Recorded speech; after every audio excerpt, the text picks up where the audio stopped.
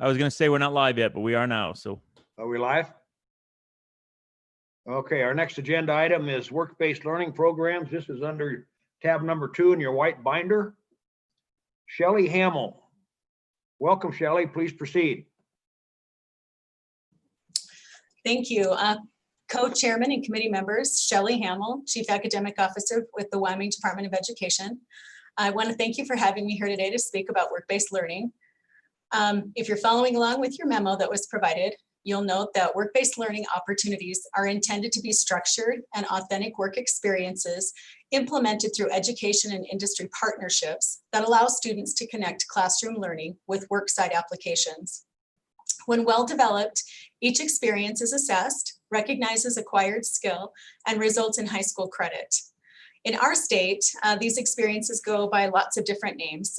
You might have heard them called job shadowing, externships, internships, work experiences, or even apprenticeships. As noted in the second paragraph of the memo, the WDE collects information about work-based learning opportunities considered apprenticeships and internships for students who are considered career and technical education concentrators. So the definition of a concentrator for this data collection is any student having completed 2 and registered for a 3rd course in a sequence for a career pathway. I think it's important to understand that the WDE only has information for students that are considered concentrators. There are likely many more students involved in apprenticeship or internship experiences, but they are unreported. We just don't have that information or any detail either about the career field that the student is participating in regards to their work-based learning experience. So the information that we have is reported for the previous 3 school years, and it's noted there in the memo. And I want to mention that this does not include the 1920 school year that we're just wrapping up. So over the previous 3 years, school years. I might just interrupt you. You said 1920 and actually it's 2020. At least I thought you said 1920. I did say, I should have said school year 1920. Oh, so 19. Well, I was thinking it was 100 years ago, and I thought, I don't think so. But you know what? I can see how that could come across that way. Sorry. Mr. Chairman, was that a good year for you? Yeah, that was not long after statehood, and I remember it well. Good times. So what I meant was school year 2019 and 2020. So that's the school year that's just wrapping up that we're not included in these numbers. So over the 3 years prior to that, we had 9 districts report 82 apprenticeship experiences. And for the same 3 school years, we had 34 school districts report 1,463 internships.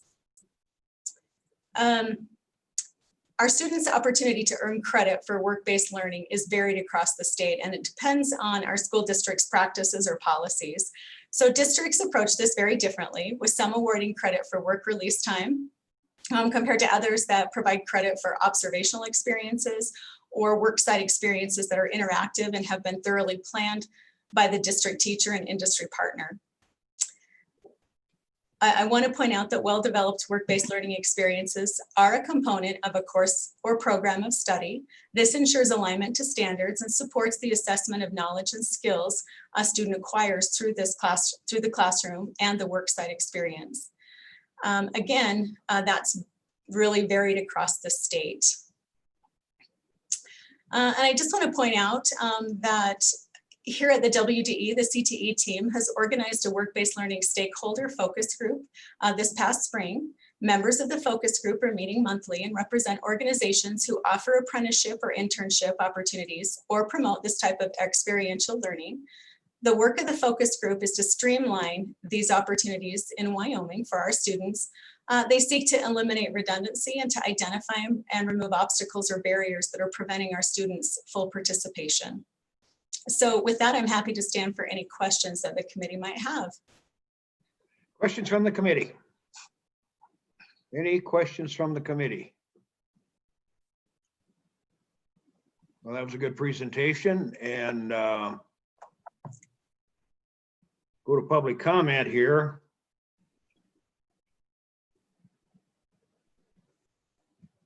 The only one I show for public comment is Lisa Johnson. Lisa, are you out there in the waiting room? You're welcome, Lisa.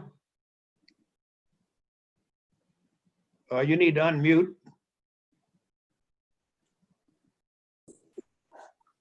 There you go. Thank you, Mr. Chairman. Lisa Johnson with the Wyoming Association for Career and Technical Education.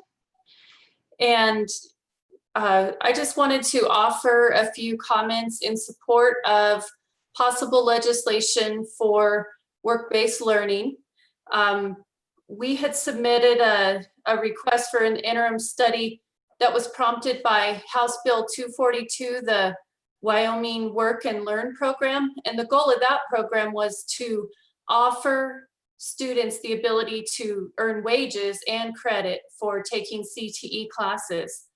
And that specific bill talked about 3 fields that would apply. That was instrumentation technology, welding, machining, and mechanics.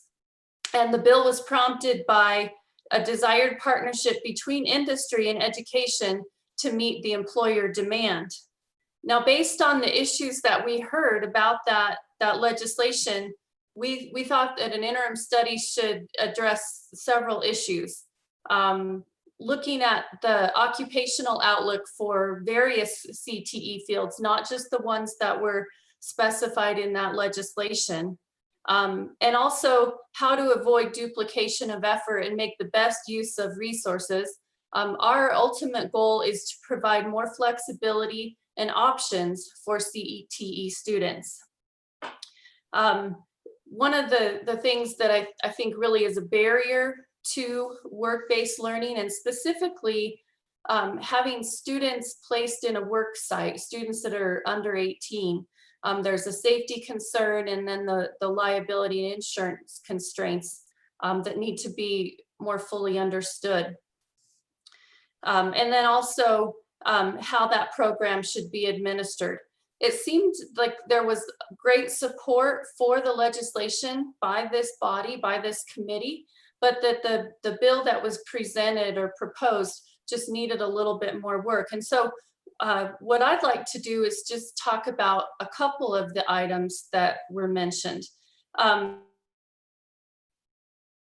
The work-based learning guide that Dr. Hamill mentioned is a great resource that was put together by the department, and it does address some of those issues. But I want to just, if you'll bear with me, career and technical education sometimes can be viewed as more narrow than it truly is. And the guide that the department issued lists 17 career clusters that are related to career and technical education. And so I'm just going to list those to emphasize how broad CTE is. Agriculture and natural resources, architecture and construction, art, design and communication, business management, marketing, finance, education and training, energy systems, health science, hospitality and tourism, information technology, public safety and corrections, manufacturing, science, technology, engineering, manufacturing, transportation, distribution, and logistics. And the reason that I wanted to emphasize all of those areas is to really offer a couple of perspectives. The CTE fields that were specified in that legislation, there definitely is a demand. In fact, for welding, the American Welding Society estimates there will be a shortage of 375,000 welders by 2023. And advanced manufacturing and machining is something that's very much desired in our state. But if you really look at the career clusters, the occupational demand in the short term in Wyoming, it's much broader than those fields. And so I had provided for the committee just some of the growth, and I'll just list a couple of examples. In the energy systems, there's projected to be a 17% growth in job openings for wind turbine service technicians.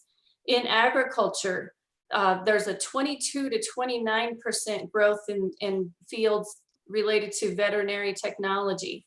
And, there's architect, health sciences, several different manufacturing, and even marketing. So I was looking at those job areas that have at least a 5% growth projection or higher.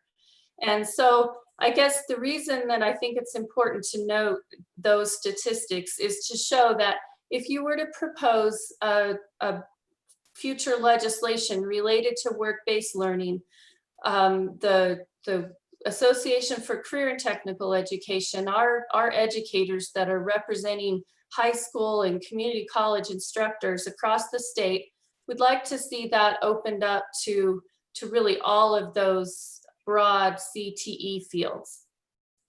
Then the second point that I wanted to make is just, I don't have a lot of detail, but just that this is the largest barrier, the most significant barrier that we are hearing is related to the student safety and the liability issues. So legislation would need to address that. Some of the other concerns about the past bill had to do with the resources because there was actually a funding that would have helped fund some of these kinds of programs. And we heard concerns that there were, we didn't want to see duplication of effort. There's already apprenticeship programs that are offered through the US Department of Labor, and that is addressed briefly in the guide. I think the guide was put out some time ago, and I think there could be more information about the resources that are available through the Wyoming Department of Workforce Services. And then those issues like administration. My point is that I hope that there can be further inquiry and partnerships with people that would address all of those concerns so that we can have a work-based learning program that is innovative and cutting edge and relevant to helping students get more exposure and more applied learning opportunities. So with that, Mr. Chairman, I'd be happy to stand for questions. Do we have any questions? Representative Connolly.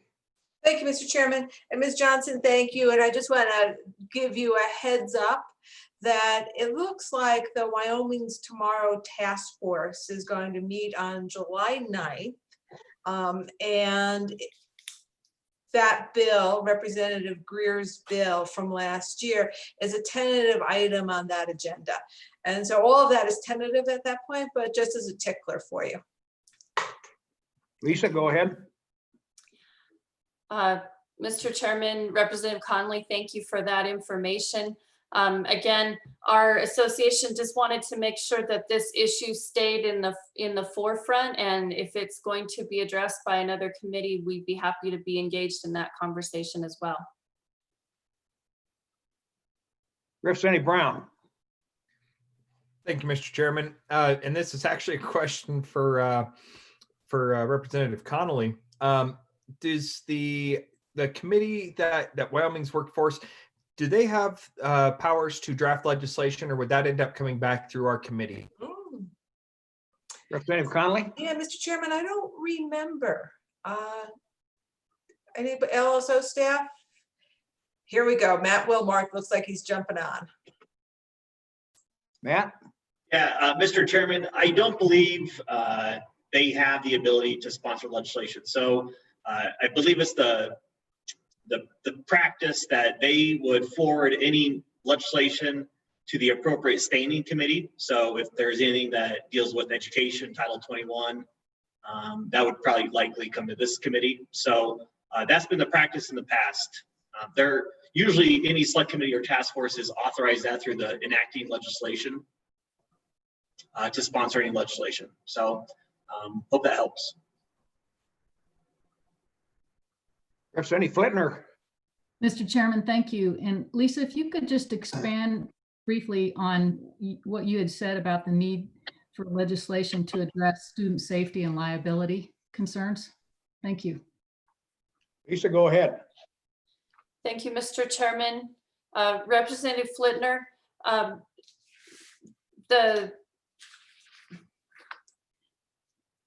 think that the work-based learning guide that the department has issued does address some of those concerns.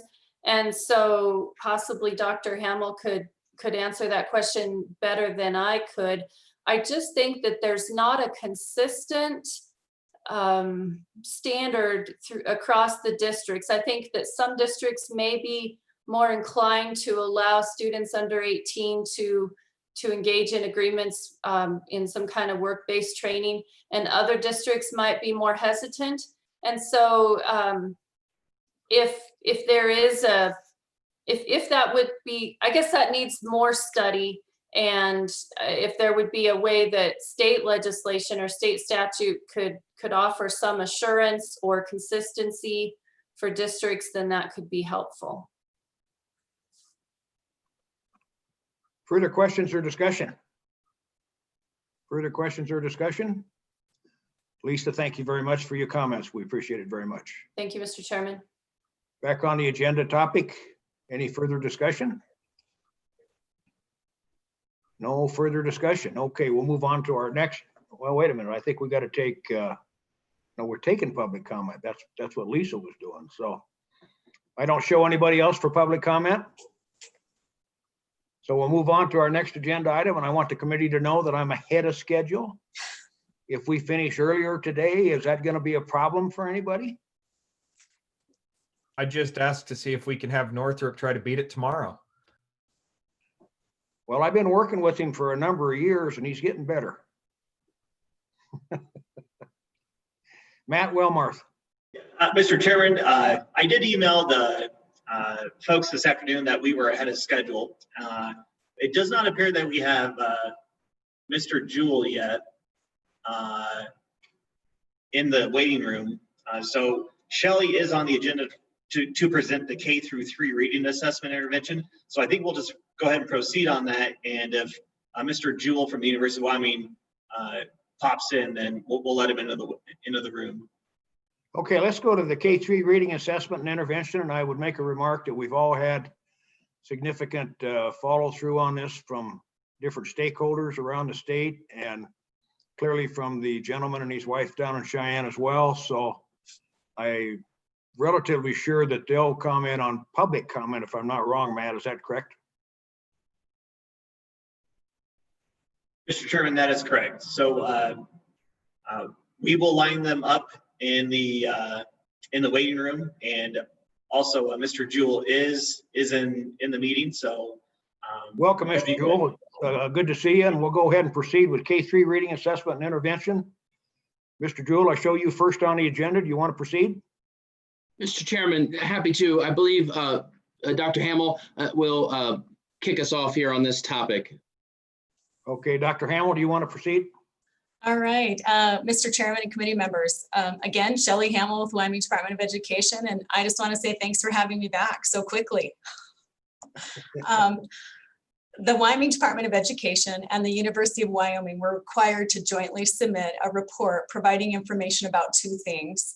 The first is an update on the implementation of the 2019 legislative changes to Wyoming Statute 21-3-401, which is the statute outlining reading assessment and intervention requirements. And second, to provide an update around the planning efforts for the summer 2020 professional development pilot opportunity for kindergarten through 3rd grade teachers. So you may recall at its January 2020 meeting, the University of Wyoming Board of Trustees spoke to the importance of implementing scientifically validated instructional techniques related to literacy. And at that time, they proposed a pilot program for kindergarten through 3rd grade instructors from approximately 5 school districts in Wyoming to be held this summer. So this past February, representatives from the University of Wyoming and the WDE participated in a discussion about the importance of professional development for all Wyoming school districts and decided to collaboratively offer a 2020 summer literacy conference. Now, we'll get into that, I think, into greater detail a little bit later, but I just wanted to offer to my co-presenter, David Jewell, if you'd like to add anything at this point. Sure. Mr. Jewell, do you want to proceed? Thank you, Mr. Chairman.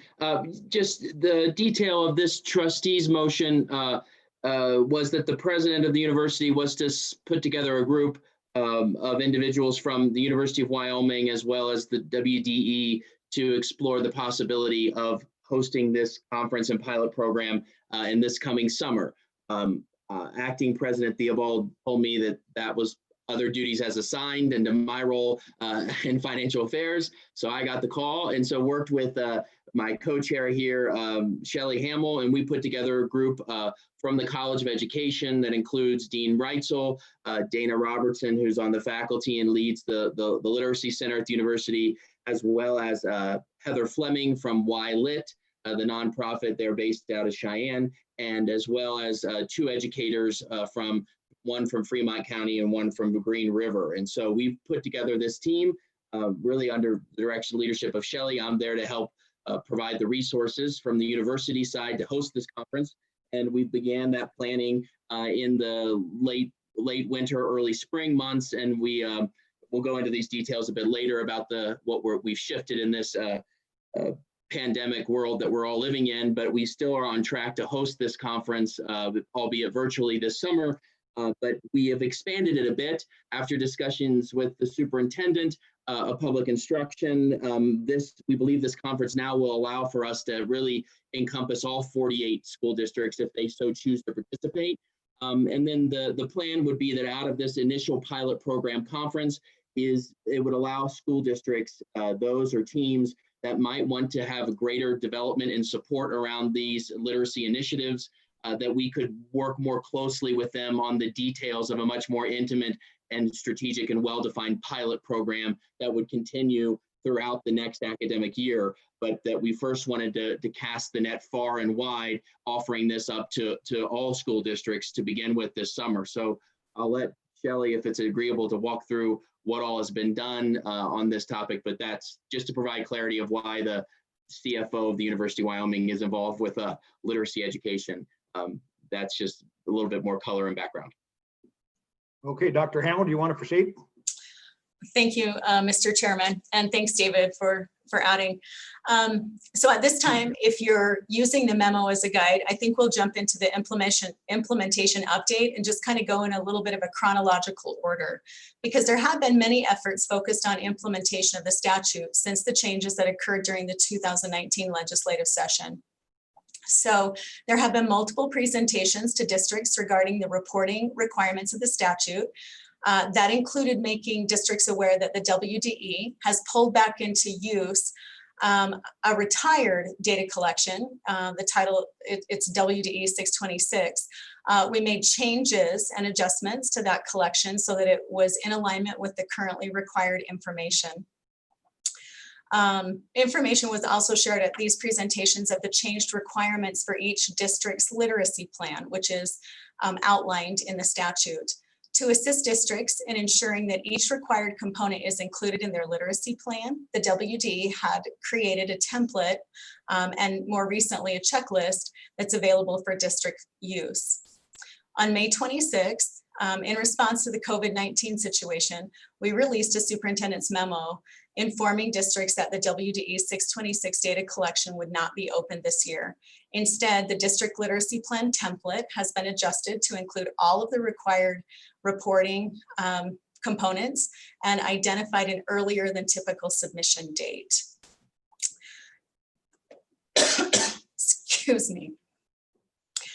During the summer and fall of 2019, the WDE hosted two conferences that provided professional development opportunities focused on scientific-based literacy instruction and the required components of the statute.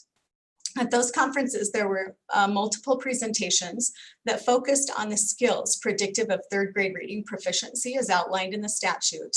Wyoming content experts providing presentations included faculty from the University of Wyoming College of Education, UW Literacy Research Center and Clinic, Wyoming Department of Education staff, and also included the founders of the YLit, which is a nonprofit focused on literacy education. There were additional educators across the state that participated as well in providing presentations. And then in October, of last year, the WDE released a K-3 reading assessment and intervention guidance document that largely focuses on equipping teachers with an understanding of dyslexia or dyslexic-like symptoms and tools available for use with students that are struggling to develop literacy skills, primarily if those students' struggle is related to dyslexia or dyslexic-like symptoms. The released guidance document was a condensed version of a much larger document that had been prepared a few years prior, but never released. This first or larger version of the document was crafted with the use of a stakeholder committee with representation from school districts and parents across the state. However, the most recent version used the original committee's work and includes some updated information provided by consultants. The WDE is currently working with Joe Simpson as he leads the North Central Comprehensive Center with the University of Wyoming College of Education and UW Literacy Research Center and Clinic and multiple Wyoming reading experts to add to the guidance document. When it's complete with this next version, the document will not only include components for identification of dyslexic challenges and guidance to appropriate resources, but will also provide a comprehensive framework for implementing scientifically validated practices in teaching early literacy. As we move through the memo, I think it's relevant to note that the WDE has sought out additional funding opportunities to support efforts to improve literacy across the state. So the federal government, for the past several years, has rolled out what they call a comprehensive state literacy development grant. We did apply for it last year, but we were not selected for funding, unfortunately. The grant was available again this year, and just this past Monday, we submitted what we believe is a very strong application. While we didn't get it last year, we did learn a lot from our first go around, and we hope to be selected for funding this year. So just to kind of put this in a perspective, the grant would bring to our state nearly $43.5 million over the next 5 years, with 95% of those funds flowing to our early childhood organizations and applying districts for focused efforts around literacy development. And then, as promised earlier, we're going to provide a little bit more of a detailed update about the Summer Literacy Conference. I think Mr. Jewell kind of touched on several things. We're excited to have this partnership and offer this professional development pilot program. It is focused on skill development for district leaders and teachers in the core components of reading instruction. As noted, it's available to all 48 school districts, but also to parents, pre-service teachers, and really any individual in the state or outside of the state that is interested in the content. While the conference was originally planned to be hosted as a face-to-face event, we have shifted to be virtual, and I think that's to our benefit. As we made that shift, we found that some really amazing presenters were available because they didn't have to travel, and we're finding that that may turn out to be a real bonus for us. So with this greater flexibility in the platform, the planning committee has determined that offering the sessions 2 days a week over 4 weeks will be far more effective for adult learners than the traditional tightly packed conference format. So we're just really excited about the nationally renowned caliber of presenters that are committed to presenting at our conference. Contracts are rolling out, and we're getting those signatures back in. Our marketing campaign will probably launch tomorrow, and we're just really excited about that. So we also have local presenters and partners, so we're excited about what they are bringing to the conference as well. And I just want to say that the lineup that is organized right now or put into place provides a breadth of topics that are not typically seen at any individual conference. So I would, I guess, turn the time back over to Mr. Jewell and let him add anything that he would like to. Mr. Jewell, do you have anything more to add? Mr. Chairman, sure. Just to continue with that, as Ms. Hamill said, we're completing this project. I think there's a lot of excitement about this conference that will be this summer. But I guess my final comments would be that as I've gotten engaged in this, as someone who's focused on finance, really, it's where I've spent my career. I'm way out of my lane on this, but I've dived head first into this. The superintendent has sent me numerous podcasts. I've read research articles. I've had up to speed on education and literacy and pedagogical practices and all of the above. And I guess just what I would offer is that as a parent of a second grader and a kindergartner now in public schools in Wyoming and a 2-year-old that soon will be, man, have I learned the importance of early childhood literacy education. It is without a doubt probably the most important thing, one of the most important things that we can do to help our children be successful in the whole arc of their career and life in terms of future endeavors and their success. And our ability to be able to screen those children at that age who maybe are having challenges with difficulties within reading and to get to that early.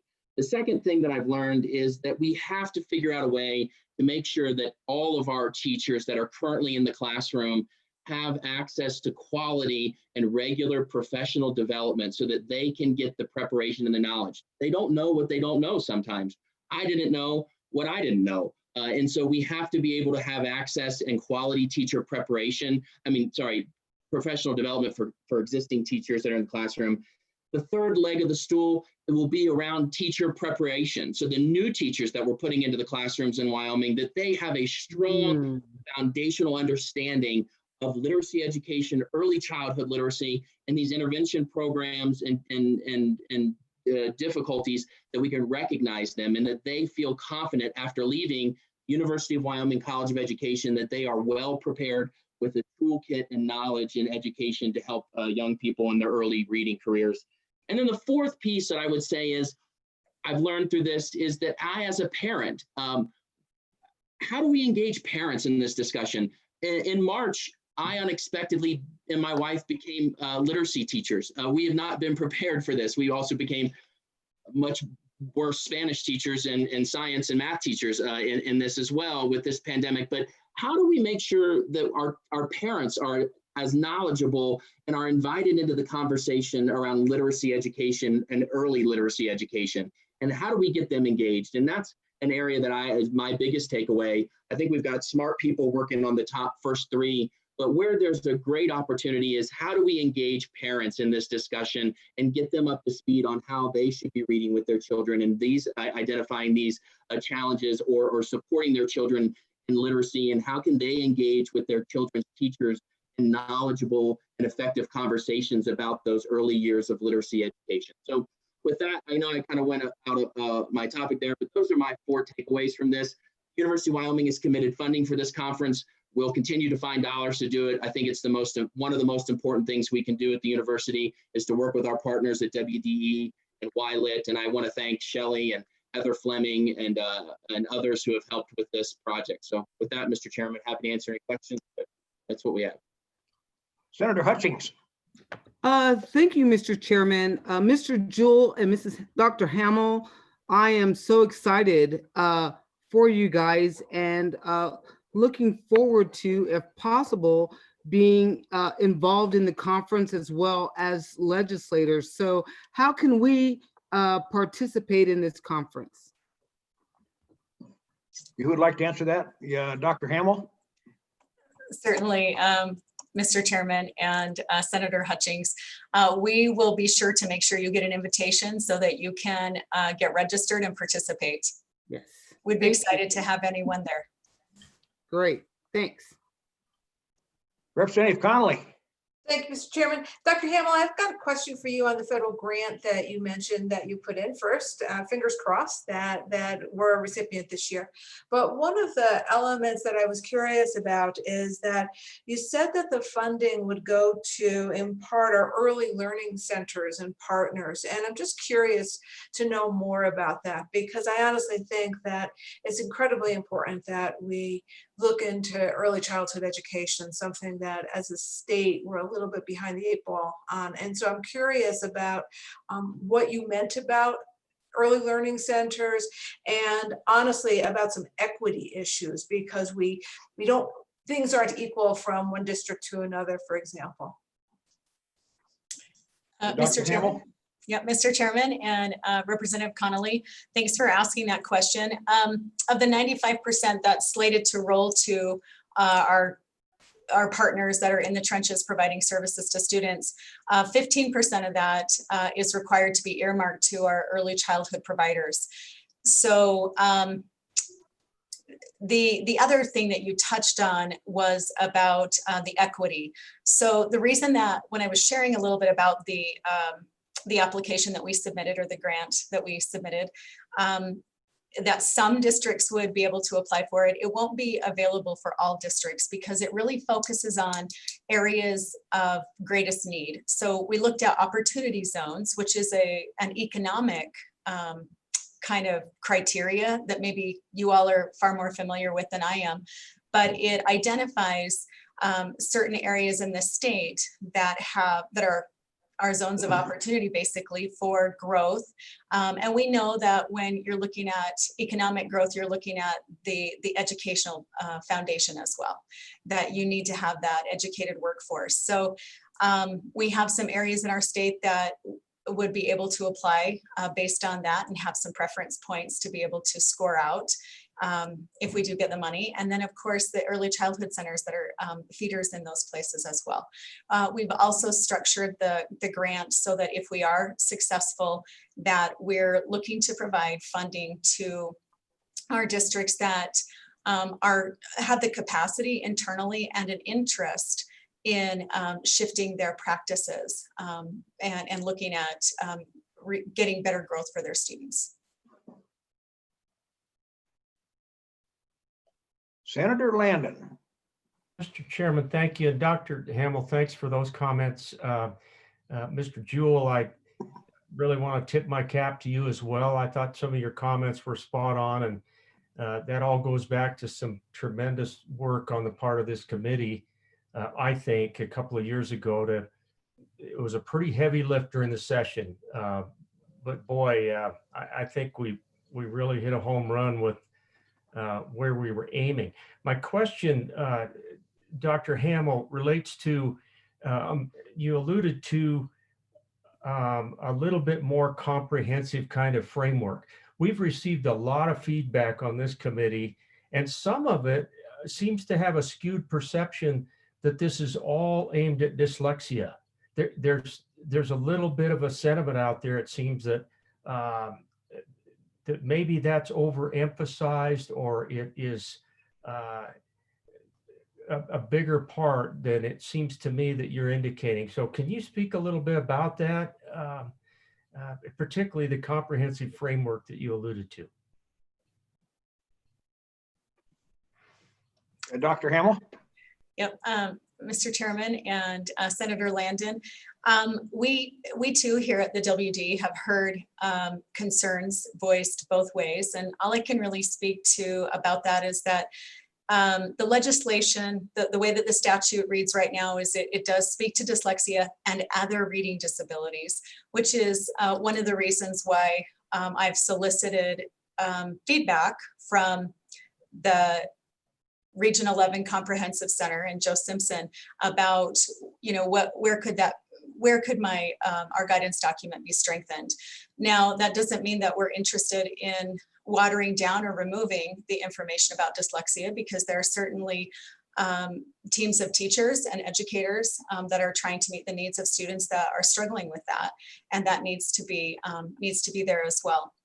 And in regards to the framework that we're looking at, the guidance document as it stands really talks about the statute, the components of the statute, what the reporting requirements are, et cetera. And then it delves into some vocabulary so that we could try to create common understanding of what some specific terms are. We're taking a look at those terms to decide if there's a better way that we can define those so that we want to build that common language across our educational community. We're also looking at what additional resources could potentially be added to strengthen, or if we should be looking at different things. So the other thing that I'd like to say about the framework then is, which is where I started, sorry, it was a long bird walk, but the the document right now doesn't talk about best practices in regards to how should a classroom be set up at a tier 1 level or tier 2 or tier 3, or what kind of pedagogy should be implemented. It really just talks about this is what dyslexia is, this is what you should be looking for. Of course, it has the definition, and then it has some information about what screening tools or assessments or curricula might be available to use with that profile of a struggling learner.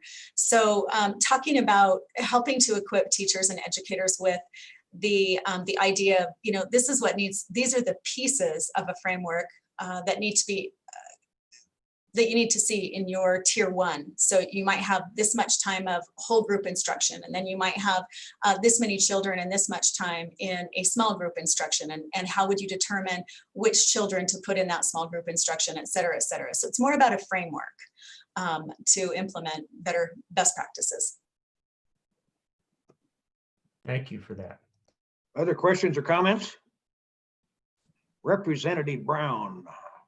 Thank you, Mr. Chairman. I guess this question is probably going to go directly to you, Shelley, but I guess I have, we're going to hear from one of my constituents here in a few minutes. I think they're going to end up being here, but they did share a letter with us as well. And, you know, this whole situation came down when there was an attempt to eliminate this program completely. And I think when the elimination attempt happened, there was some people that were very concerned about what was going to happen and how it was going to impact our children's. And I think the evidence is incredibly clear that we really need to make sure that our students have the capability of reading at an early age. Otherwise, their success later down the road is severely impacted. So my question is, I've also received some emails from the opposite side of the aisle here that are, you know, we won't say the aisle, but from the other side of the argument that have been very, very standoffish, if you will. I don't know a better word to use, but have been very, very abrupt in saying that we don't need state law to tell us to do this. We have states that can, or we have school districts that can do this on their own. And I guess my biggest thing is there's two questions that I have here. Number one, how successful is this happening? And can we tell what is being reported back to the Department of Education right now, as far as what the implementation of this has looked like since it's been in effect? And number two, can we show the documentation so we don't have to have this fight every time we come through? Because like I said, this was kind of a hidden gem, if you will, that was trying to come through during a session 2 years ago, I think it was. That it was just trying to be eliminated. And there was this, it was an attempt to save money, but it really doesn't seem to me that we want to eliminate something that's so precious as this. Yeah, Dr. Hamel? Chairman and Representative Brown, I'm not exactly sure that I'm clear on the questions, but I think, you know, in my recollection a couple of years ago, when the most recent change to the statute happened, I'm not sure what the driving force was there.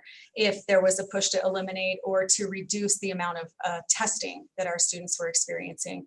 But I don't think anyone across the state would say that literacy for our young children is not important. I think everyone agrees with that and is on the same page. The frustrations that I've heard are about the idea that maybe our guidance document is too narrowly focused because there is language in the statute that speaks to or other reading difficulties. And so while it wouldn't be appropriate to provide certain practices or services to a child that's been identified as dyslexic because they wouldn't be effective, it may not be exactly what if a child's struggling with comprehension and fluency, comprehension, it may not be effective to stay working with some of the strategies for overcoming some of the challenges that come with dyslexia. So I think that there's been some concerns about voiced to me about the narrow scope. And we would hope to provide a guidance document that's valuable to our educational professionals that is meaningful and can help them in a variety of ways. So I'm not sure if I got to what you're asking for, but. Mr. Chairman, just a quick Hey, Rick, Denny follow-up. Brown. Follow up. Shelley, that was pretty good. I think one of the bigger things is I just went and pulled up the, it was 2019 House Bill 297 was the original. And I guess it wasn't originally trying to eliminate it, but it was really trying to put it more in the hands of the local school district as opposed to being at a statewide basis. And I guess to maybe recircle back to my original question is, can we define that the state has a need, I guess you will, to collect this data at a statewide level to maybe then share the best practices of the school districts that are finding better suited ways or things that are happening? Or is this something that should be left to the local school districts and allowing them to do what they need to do? My concern is when I have been in conversations with my constituents, they can't even get the information from their school district about what's happening and whether or not they're being tested. They can't, there's no reporting, there's no backbone behind this. And so my concern is, if we're going to ask for this and you have 30 out of the 48 school districts that just don't want to do it, do we have any teeth behind this to require this reporting? Yeah, Dr. Hamel? Mr. Chairman and Representative Brown. So there's a lot of opinion laced in that question. And so I'm going to try to stay away from that piece. And I'm just going to simply share that we do collect information from districts. They've been required for any number of years to report a district literacy plan. Some of the changes that happened in 2019 kind of rolled that responsibility down to the school district or to the school level within a district. So previously, the district created a literacy plan and submitted that to the state. While that still maintains, each school that's not reaching the 85% proficiency by third grade for their in the area of reading will submit a plan to their district, and then the district provides an overall plan to the state. And there was a lot of clarification that happened in 2019 about whose responsibility it is to select the screeners or the assessment or tools. It's always been the district responsibility to select curriculum, but there are a lot of reporting requirements that were added into the district literacy plan or a data collection, if we chose to do it that way, that provide a lot more information. And I think allow us to see what districts are doing. Like you said, we could certainly use that information to identify districts that are really high achievers in this area. They're able to meet the needs of their students. And we have used some of that information. That's exactly how we've identified some of our partners to work with us in organizing the conference that you heard about, or in our second level look at our guidance document. They're individuals from districts that have higher reading or literacy scores for their students. And I think it's important to know also that it's, part of the reporting requirement is to collect information kindergarten, first and second grade. And that information is important.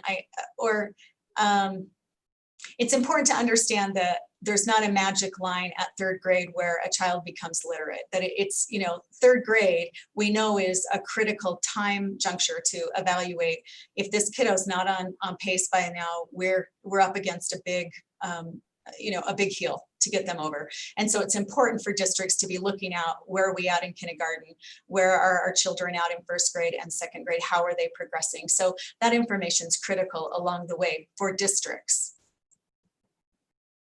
Thank you. I appreciate it. Other questions or comments for Representative Piperinen? Gary, go ahead. Thank you, Mr. Chairman. Yeah, I would like to ask Shelley, is there a bank where there's a sharing of best practices for literacy up to third grade, as opposed to districts just relying on the curriculum that they've adopted? Dr. Hamel? Mr. Chairman and Representative Piperinen, I think that there are some places that districts can go to. The National Center for Intensive Intervention, the What Works Clearinghouse, both of those are federally funded sites that do a lot of research on specific practices or products. And they rate them out on a variety of different aspects. So districts could, specifically search for something and identify, is this going to be a good match and fill a hole for the program that we have put together as we look to make our program in our district more robust. So there are places that districts can go to find that information.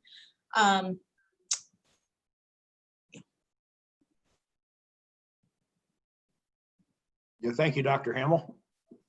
Other questions or comments? Any other questions or comments? You have any closing stuff you want to talk about, Dr. Hamel or Mr. Jewell? Okay, thank you very much. I think I'll go to public comment if there's no further discussion on this, and I think I'm going to change the order a little bit here. I'm going to go to Mr. Justin Hesser first. He's the one that sent out quite an extensive letter. He and his wife did. If he's available, is Justin Hesser available? I've just added him to the room. Okay. And then we'll go to the other comments that we have. So.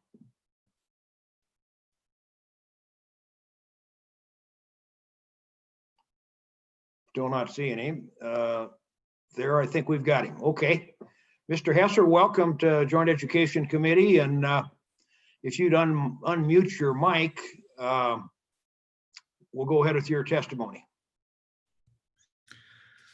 Thank you, Chairman Co-Chairman Northrup and members of the committee. My name is Justin Hesser. Here today as a father of a first grader who shows signs of dyslexia. My wife and I submitted a letter both back in March and then yesterday to the committee. I don't want to go over all those points, but do appreciate the discussion today. I would like to say I really appreciate the discussion this morning. Occurred between Senators Hutchins and Coe and Ms. Eakins, recognizing the importance of third grade reading proficiency. I also certainly appreciate Dr. Hamel and Mr. Jewell in the discussion about the importance of professional development and the summer conference that's going on. We all seem to understand the importance of K-3 reading, so you may wonder why I'm here. And so I want to answer that. I believe we need to ensure proper implementation and, more importantly, ensure accountability under Wyoming Statute 21-3-401.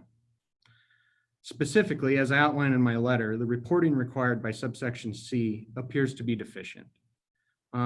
Notably, we haven't been able to figure out how many students that our district has identified with their screening instrument. And frankly, that's what brought us here. That's what brought us to you. We told our story in March, but just very briefly, Grayson struggled to read this year, and we finally got to the point where he talked about, it's hard to go to school, too hard, I don't want to go. Hearing about how many trips there were to the nurse. We knew we had to figure out what was going on. So through the help of Violet, we were able to determine that it was dyslexia. Being an attorney, as this happens, I read Wyoming Statute 21-3-401. And I wonder how this happened.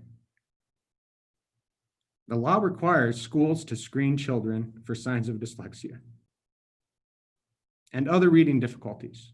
I acknowledge there's other issues, but the vast majority is dyslexia. And I tried to search while we were having the discussion was going on. I will email the committee the research on what percentage is dyslexia. But the screening either wasn't happening, or if it was happening, nothing was being done. We as parents didn't know he was screened, or if he was screened, what the result was. Now, fortunately, Grayson got the help he needed. We met with the principal. We were able to, within days, get him in to see the reading interventionist, which to this day, as I think about this, I'm happy for everything that happened, but I worry about all those other kids. Did a kid get kicked out? I don't know, but I certainly don't want Grayson to get that because we were the vocal parents. And so, I sit here as an advocate for all those kids like him. And, happy to answer any questions. Out of respect for your time, I simply ask that you continue to study this issue, to continue to raise awareness and ensure that districts are held accountable.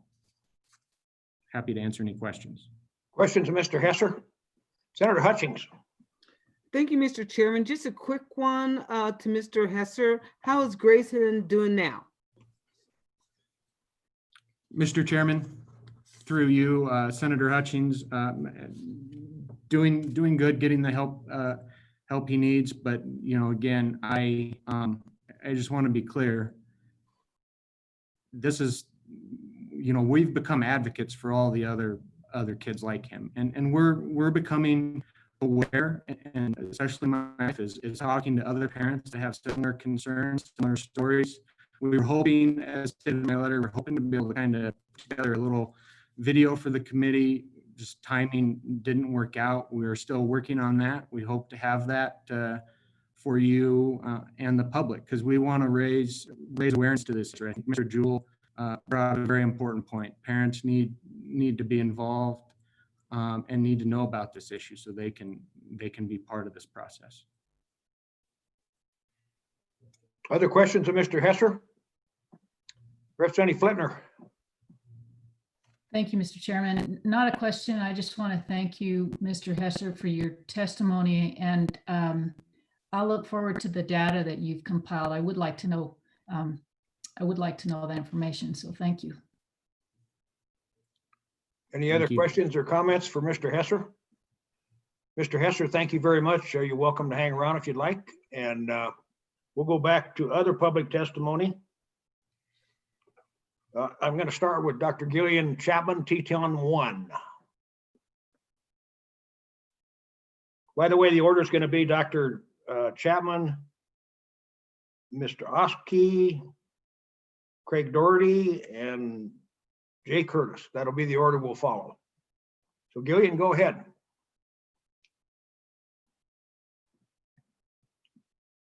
You have to unmute. Thank you. I assume I was going to be unmuted by Karen. She's done a great job of managing everyone. Thank you, Chairman Coe and members of the committee, Gillian Chapman, Superintendent of Teton County School District. We really look forward to actively participating in the conference and aggressively approaching best practices to teach reading. Our concern is about the narrow focus of the K-2 reading guidance presented by WDE. That document sets clear guidance that is not in line with the existing philosophy, professional development, and focus of some school districts. Shelley Hamill addressed that concern, acknowledged that she had received that concern, but there wasn't a mention of redirecting that guidance to include more research on both sides of what has become a national debate on how to teach reading. It should remain as a district option on how reading instruction occurs. We are, again, active in ensuring that we have resources, assessments, and professional development to help our teachers identify students who are struggling and ensuring that we have interventions in place. We are committed to making sure that all students are solid readers by third grade. In fact, in our school district, we have what we call Success 2022, where 100% of our third graders are proficient readers and mathematicians, 100% of our eighth graders are proficient writers, and 100% of our graduates are life ready. That is a lofty goal, and we're committed to it. And so this is a huge piece. So it should remain as that district option.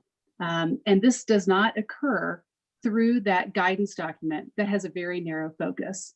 And our concern with that document drafted by WDE is that it was done in exclusion of district input and balanced research.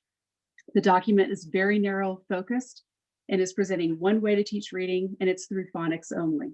This document picks a side of that national reading debate, and it suggests that interventions and resources that have an extensive cost to districts and may be contrary to districts' existing resources, professional development, interventions, and assessments. Representative Brown is again correct that this should be a local decision. Thank you. Questions of Gillian? Thank you, Gillian. We'll go now to Mr. Oskey from Sheridan 3. Oh, excuse me, Representative Conley's got a question. Thank you, Mr. Chairman. And sorry, Gillian, if you could come back for a second. I'm just curious about your last comment, which is that it should be a local decision. And it seems to me, honestly, that what you were really saying, or maybe another interpretation of what you were saying, is that the WDE directive is not good enough, and that therefore you would prefer if it was left to the local districts. Because why would you pick out this one incredibly important area of literacy, of early literacy, and say that that should be local control, where we had, you were just on a few hours ago, kind of talking about the importance of how we look at all the other elements of the basket of goods and how standards are done on a statewide level. And you didn't come out and say, oh, this should all be local control. We want to do local control when it comes to math or even computer science. But you're saying it for this. But what I really heard you say, or also heard you say, is that you think the WDE's directive wasn't good enough. Correct. Yeah, thank you, Chairman Coe and Representative. That is exactly what I'm saying. That this guidance document that has come out is so narrowly focused. It's so specific, and it chooses a side in a national debate, or what is referred to as a reading war. And this document chooses a side. And I don't think that's a position that we want as a state. It's so specific, whereas the basket of goods are very, very broad. So this guidance document is so specific toward one element, and reading is complex, and only having this one very narrow focus, I think puts the state in a bad position, and it definitely puts school districts in a bad position in that we need to have the autonomy to pick and choose the resources and how we go about reading instruction. We don't get that kind of guidance in any other content area in the basket of goods. Follow up, Representative Conley, then I'll take Senator Ellis. Thank you, Mr. Chairman. And honestly, this is probably a question more for our chairs or staff. I don't remember, honestly, what's the relationship of the legislature and the legislative body when it comes to a WDE directive. I mean, we write statutes, we have some specifics in those statutes, we hand it over to the WDE for kind of rulemaking. And so I am curious if, honestly, if we've got Superintendent Chapman saying, we want local control over this because we don't like the directive. I am curious about the role of kind of this committee and the legislative body in this debate. Well, I'm not quite sure how to answer that, except to say that, our role is statutory direction. And if we don't, if there's something that we're missing, or there's something being left out, or we bring statute back and change it and hopefully correct it. I don't know if Chairman Northrop's got any comments. I think you've hit it on the head, Chairman. Thank you. That's the way I see it, Representative Conley. So if we want to make changes, we draft legislation and bring it. All right, thank you, Mr. Chairman. Senator Ellis. Thank you, Mr. Chairman. I don't know that I read the guidance document as in that light. When we had the debate on the K-3 reading assessment, what I keep hearing is, there's one way that's being taught, and I've got a first grader, and she's using all these tools that I'm unfamiliar with, using, visuals. What does the picture say that helps you understand the text? I mean, this isn't how I was taught to read. And so as I started learning about kind of this new method, it conflicts with what I was taught. And so I started asking questions from our university of, what's out there and what are our teachers learning? And I was kind of told, like, this is the new way or the highway. And I think that how I read the document was, how we teach reading right now is really effective for a lot of kids, particularly if their parents read to them. They had all the exposure to sight words, super effective, but that phonetic learning is really effective for other kids, and that having more options is better. And so when that document came out, I thought it was more of a push. In my view, why aren't we giving teachers all the tools and all the methods so that they have them to address the needs of their particular students? I didn't read that document as this is the only way that students can learn. I thought it was trying to reignite a little bit of a discussion of, or at least how I was hoping that this discussion was going, is how do we give teachers all the tools, not just one tool? And so if I'm wrong, let me know, but that was my understanding of how, of kind of where we are right now. And I know this is a national issue, but I don't live in education. So you talk about like this war, I'm curious to know more. Is there any comments on Senator Ellis's thoughts there? Is there any comments? I don't see any hands raised. Okay, we'll go to further public testimony at this time. I understand Mr. Oskey is having tech problems. Well, welcome to my world. If I understood Chairman Northrop correct. So we'll go to Craig Doherty, Superintendent Sheridan 2, who's a good old Park County boy. Right?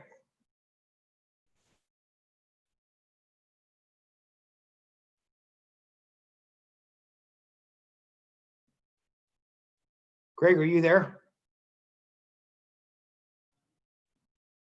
Craig Doherty, are you there? I can see you, but I can't hear you. Mr. Chairman, Co-Chairman Northrop and committee, can you hear me? Yeah, I just introduced you as a good old Park County boy. Oh, the better half, pal.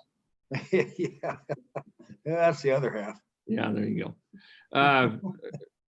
Mr. Chairman, before I begin my testimony regarding our concerns, and they are deep, I would like to say that our district has one singular focus, and that's student learning.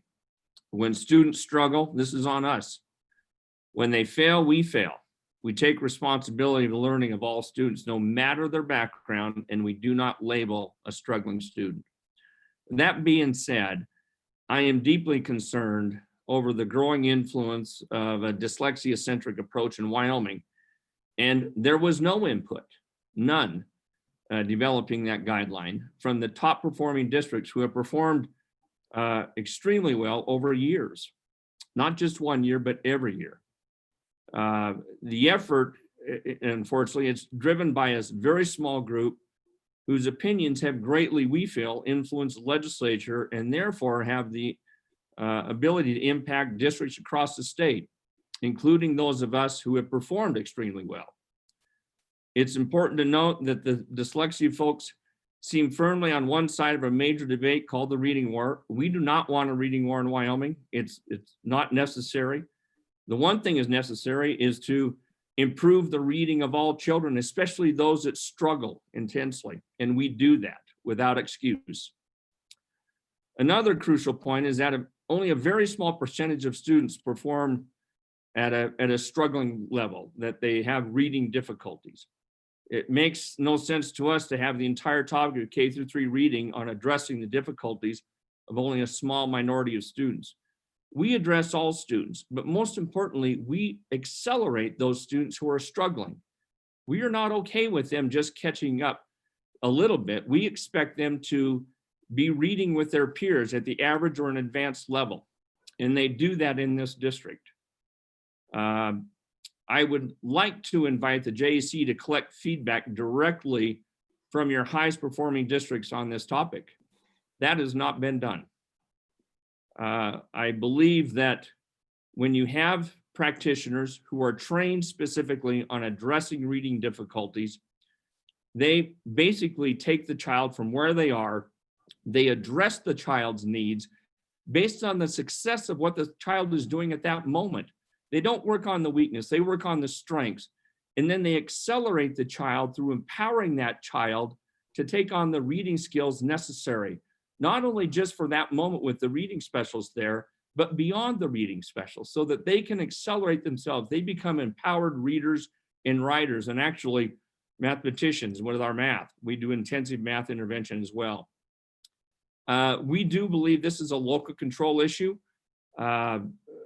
Chairman Coe, I know that you know that I have a high degree of accountability for our district. I hope others in the legislature understand that as well. We do not tolerate children not accelerating.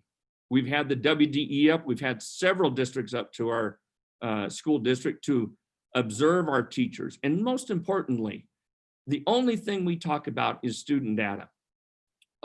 We don't talk about how good the teachers feel. We don't talk about how good administrators or parents feel. We show them the data that shows where the kids were. And if they needed to have intervention in reading, then we show how much they've accelerated. And our district is your top performing district for the last 10 years.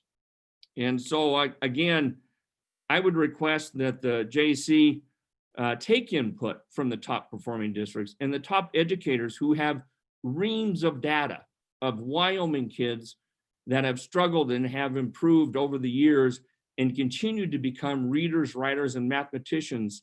And they own that, not some canned program. And is this gut busting work? Absolutely. Training teachers is hard. They do graduate school in the evening. And quite frankly, we use the University of Wyoming's graduate program for that. And it's not easy. There is no quick fix when a child is struggling to read or be a mathematician. And that's what our teachers do. So again, I would ask you look at our data. You visit, you take testimony from our teachers who are actual practitioners with children and look at the reams and years of data that Sheridan has done over the years, along with your other high-performing school district in the state. Thank you, Mr. Chairman.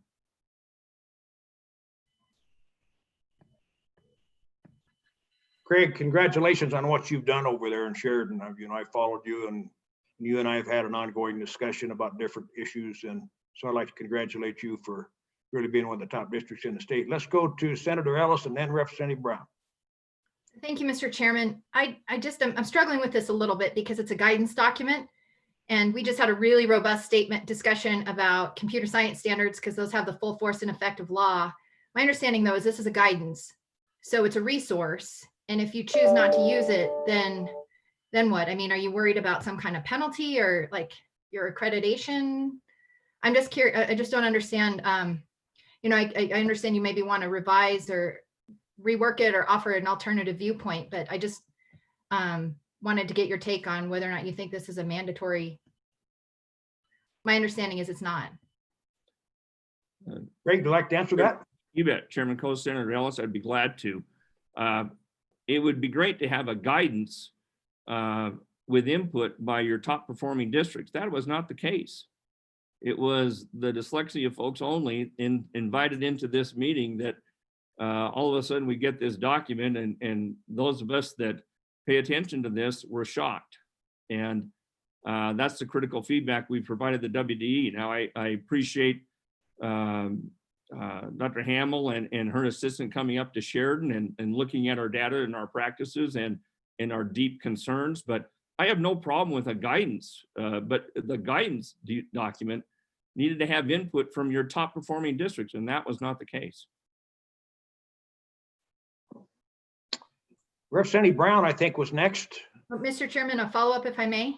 Yeah, follow up, Senator Ellis, go ahead. I keep hearing this, we needed input from the top performing districts, but as somebody who has schools that are continually on the needs improvement list, what about those schools and those leaders that are struggling?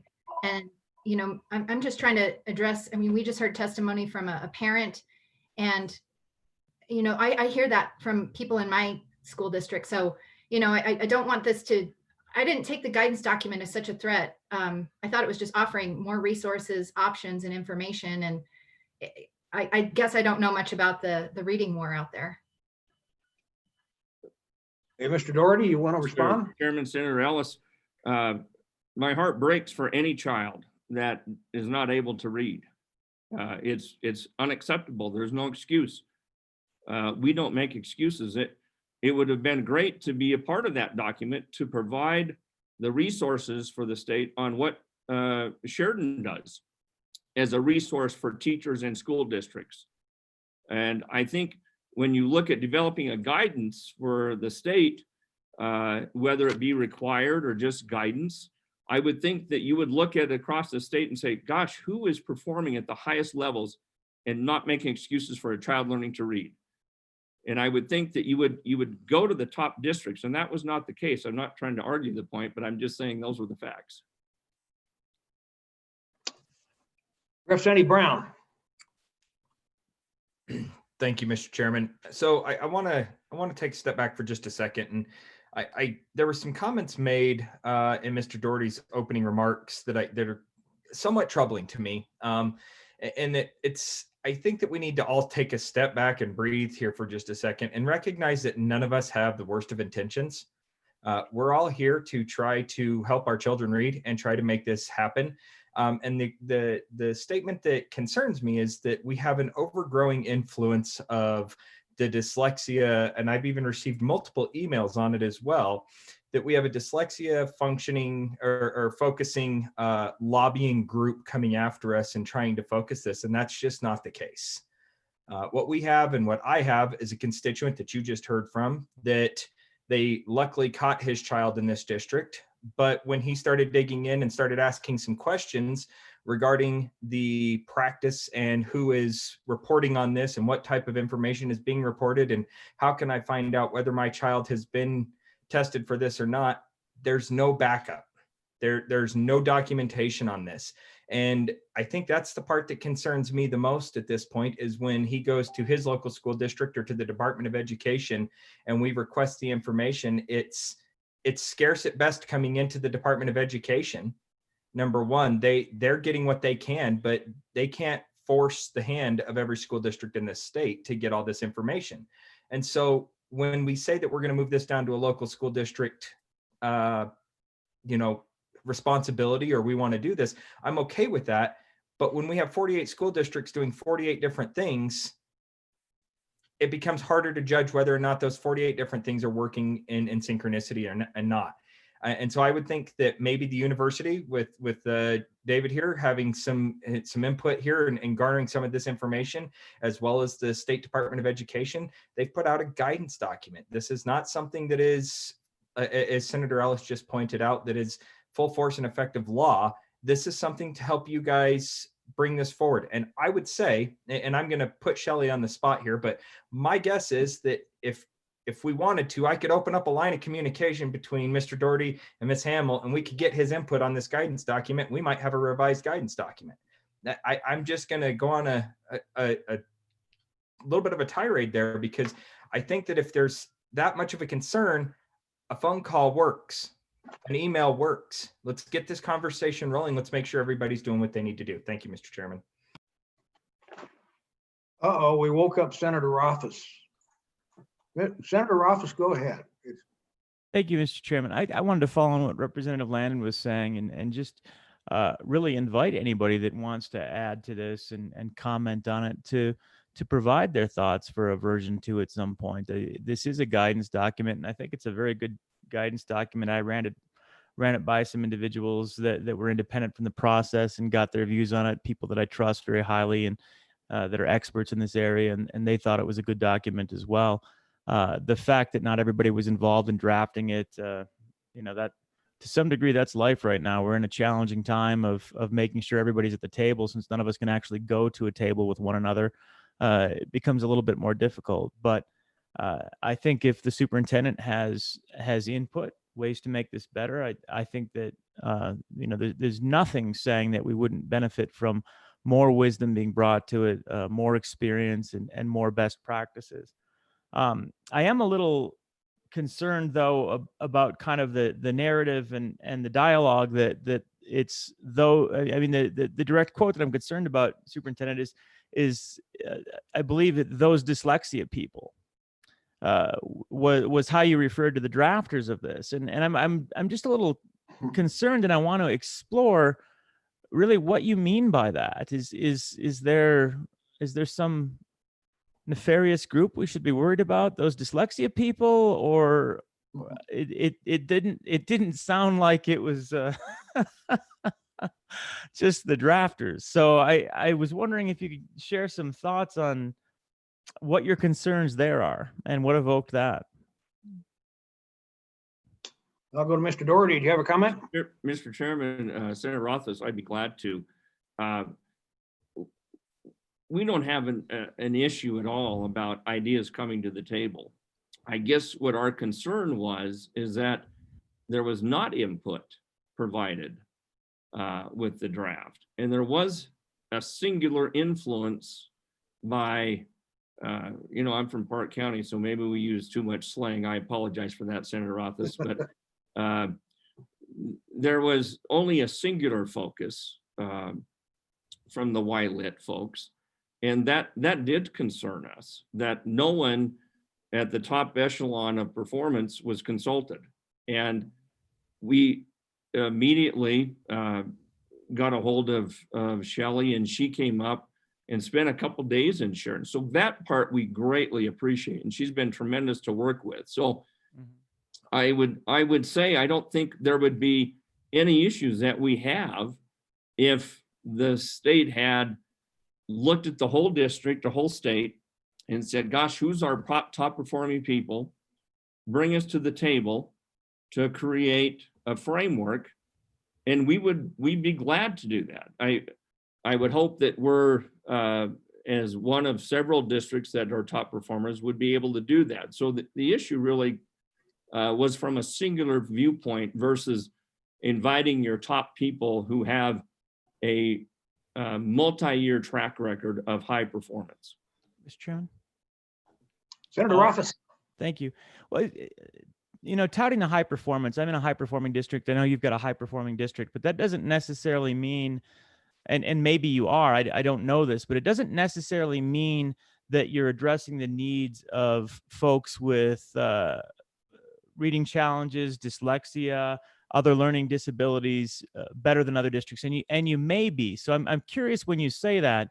I see the test scores and I see the final numbers and I see who's exceeding expectations.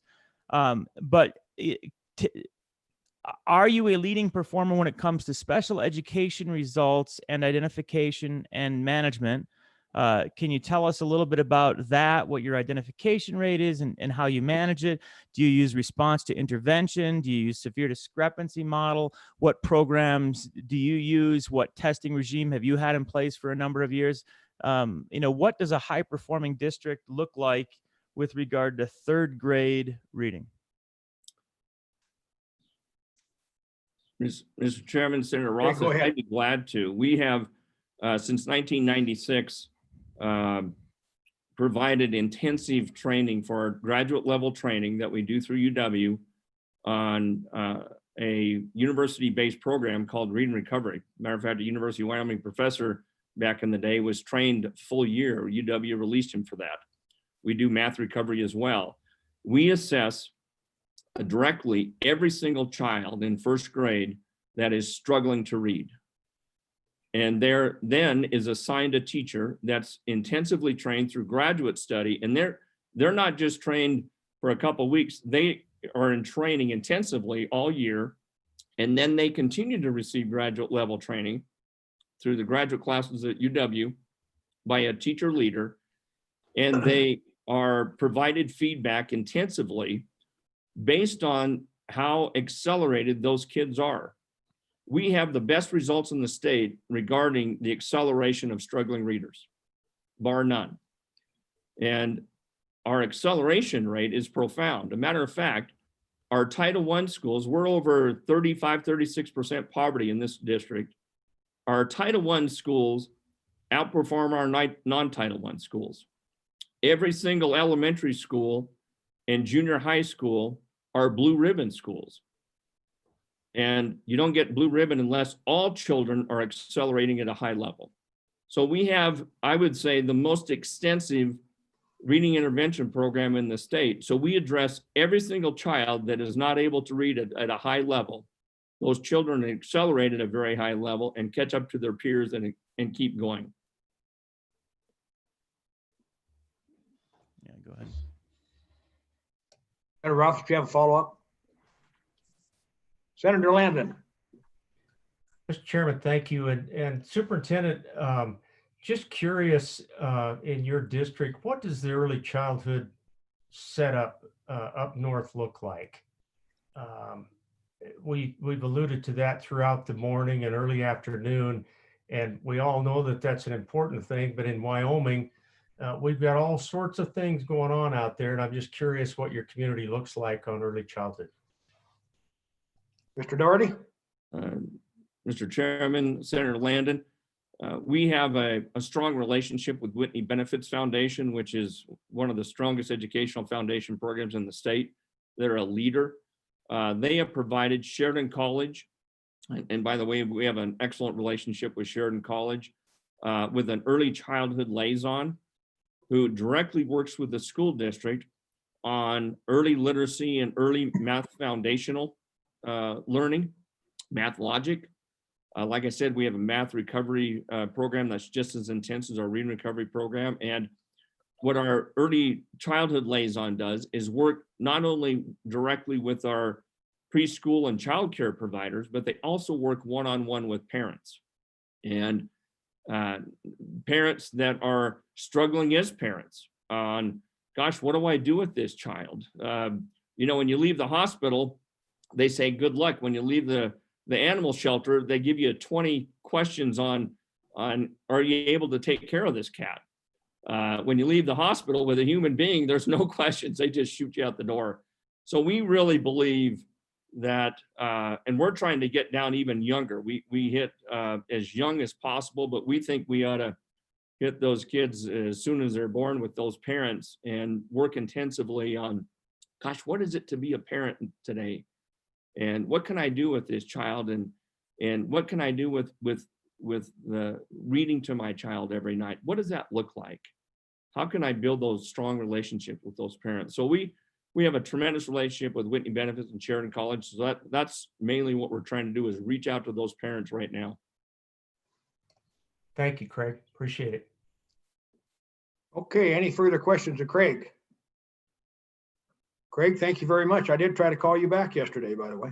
Well, I'll connect with you later. Thank you, Mr. Chairman and committee members. We'll go now to Jay Curtis. Jay, you need to unmute. No, you're still muted. I guess I'll have to go down and show you how to work that fancy stuff. I think what was happening, Mr. Chairman, sorry, Mr. Chairman, Mr. Co-Chairman, committee, thank you for having me. I think I was unmuting the same time that I was being unmuted, so I was just remuting myself over and over. So my apologies. First of all, thank you for having me here. Jay Curtis, Superintendent, Park County School District 1 in Powell. And I just wanted to start by quickly saying that I agree with a lot of the concerns shared by my colleagues. I'm not here to debate the guidance. I think it's good guidance, and I think a lot of good work went into the guidance. I think at the end of the day, the issue at hand is that the guidance is maybe divergent from what has been shown to be successful in some of the highest performing districts in the state, like Sheridan 2 and like Powell. I think there are some distinct philosophical differences. And so I know that many of the questions asked, well, it's just guidance. So what are you worried about? We're not worried about it in guidance form, as long as it is guidance, and we're still free to, because we do identify struggling readers, and we do intervene early, and we do believe philosophically that there is no greater gift that we can give our kids than to make them excellent readers by the time they leave elementary school. And I'm not going to sit here and toot Powell's horn, but we do believe in what we're doing. And I think that the issue is the guidance, though based on research, is not based on all the research. There is a whole bunch of research out there, hundreds of thousands of studies on what works. And what we do is based on research, and it's effective. And so when I say that the concern is not the guidance, I truly mean that as long as it stays in guidance form, we're okay with that. To shed a little bit of light on maybe what is concerning us is that there's these rumblings coming back to superintendents that this is going to become more than guidance at some point, and it's going to be mandated that all school districts follow what appears to be a very narrow scope of reading instruction. I'm not going to argue against phonics. I mean, the research is clear. Every kid needs guidance, or every kid needs instruction in phonics. And so it has to be a part of what every student gets across the state of Wyoming. And I think the guidance is real clear on that. We just believe that there's a whole lot more to it than that. We believe in what would be considered a comprehensive framework that goes far beyond phonics instruction. And I guess I would just submit to the committee too that we're never going to shun good ideas. We are in unprecedented levels of school accountability right now. And we are always searching on how can we improve? How can we reach kids that we have not yet reached? How can we do things better? And that is just the way we live in our schools. We already do that. And so I guess I would just say that we are fine. We appreciate the guidance, and as long as it stays guidance, I would just caution the committee, the legislature, and the WDE in maybe becoming too prescriptive in what you're asking us as districts to do. So thank you again very much for the opportunity, and I would stand for questions. Senator Office. Thank you, Mr. Chairman. And Jay, I'd encourage you to do the same thing, which is maybe do a review of this guidance and provide some feedback. And honestly, maybe there's a group of you that want to get together and coordinate that feedback. And when I say get together, I of course simply mean a Zoom meeting, to put together some type of suggestions on how it could be more comprehensive, how it could include other tools that might not be included. Because again, if there are things that are missing that have been proven to be effective and that you in your district or Craig in his district have found to be effective as best practices, we want that. That's something we're looking for.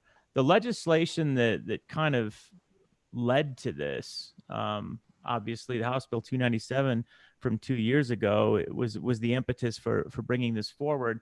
And previously on the books, the language had been kind of languishing for about 8 years, where nobody was really implementing anything for early childhood reading difficulties and appropriate screeners and assessments that were being utilized on a programmatic level. So I'm honestly happy to see there's so much attention to it now, because it languished on the books for almost a decade.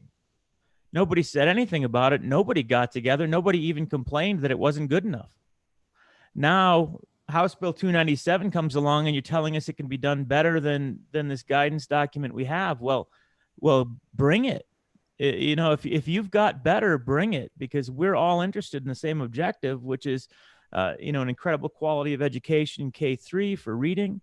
Make sure that we're identifying all of the people that need intervention. Make sure that we have programs that are identified and in place to achieve those interventions, and that we have everybody reading by the end of third grade. So nobody's holding you back.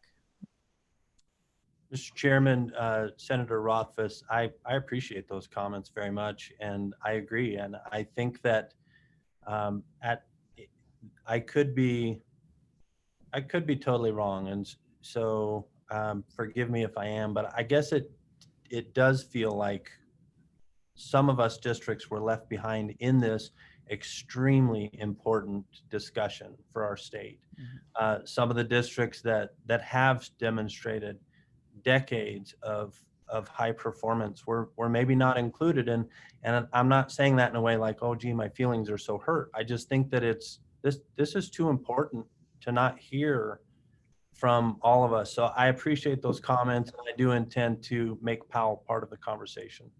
Follow up on that, Mr. Chairman. Follow up, Senator Rothfuss. Again, the original legislation back in 2011 was legislation that I sponsored, and for 9 years, I guess it was 8 years, nobody was doing anything on it. There were efforts, there were invitations, there was an attempt to try and get districts to work together, get special education directors to work together to try and come up with best practices, with tools, all of these things.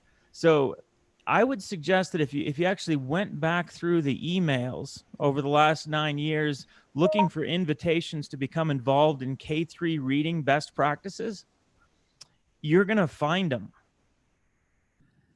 But you didn't notice until you saw something that you didn't like. So I'm happy we're here.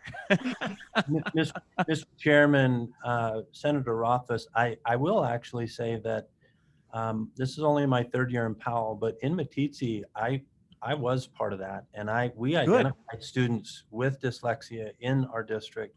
We hired a dyslexia specialist out of Billings, and we ran into roadblocks identifying those students as special education because dyslexia is not recognized technically as a disability. You have to identify them as a learning disability. It's not an official, unless something has changed, and I'm not an expert in special education. I just know that when I was deeply involved in this in Meeteetse, that I was told we cannot identify them. Dyslexia cannot be on their IEP. I did it anyway.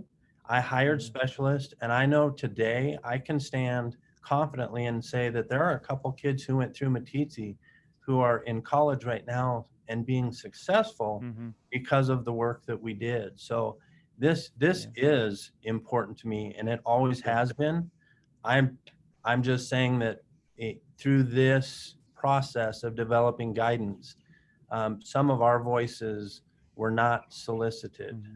And so it would be nice to be part of the conversation, and we absolutely would be a part of that if possible. Appreciate that. Representative Connolly. Thank you, Senator Coe. Just for the body, on the House side, know that I floor managed that bill on the House side 9 years ago, and it had overwhelming support and lots of both stories and input from all over the state, and the feeling of the need for something to be done. And what was wanted to be done was not more identification in terms of special ed.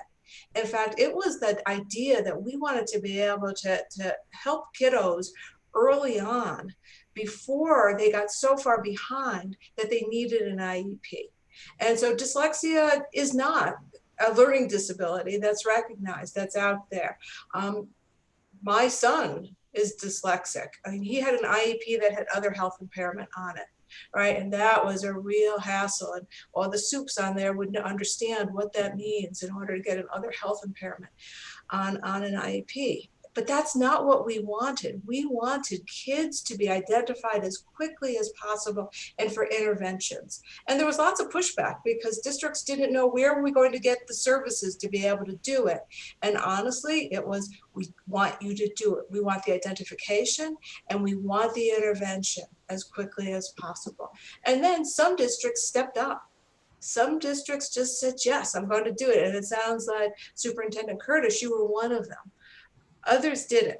And just to be honest, it just came through on my phone, a complaint from an individual about a district where a parent just said, my first grader cannot read anything right now.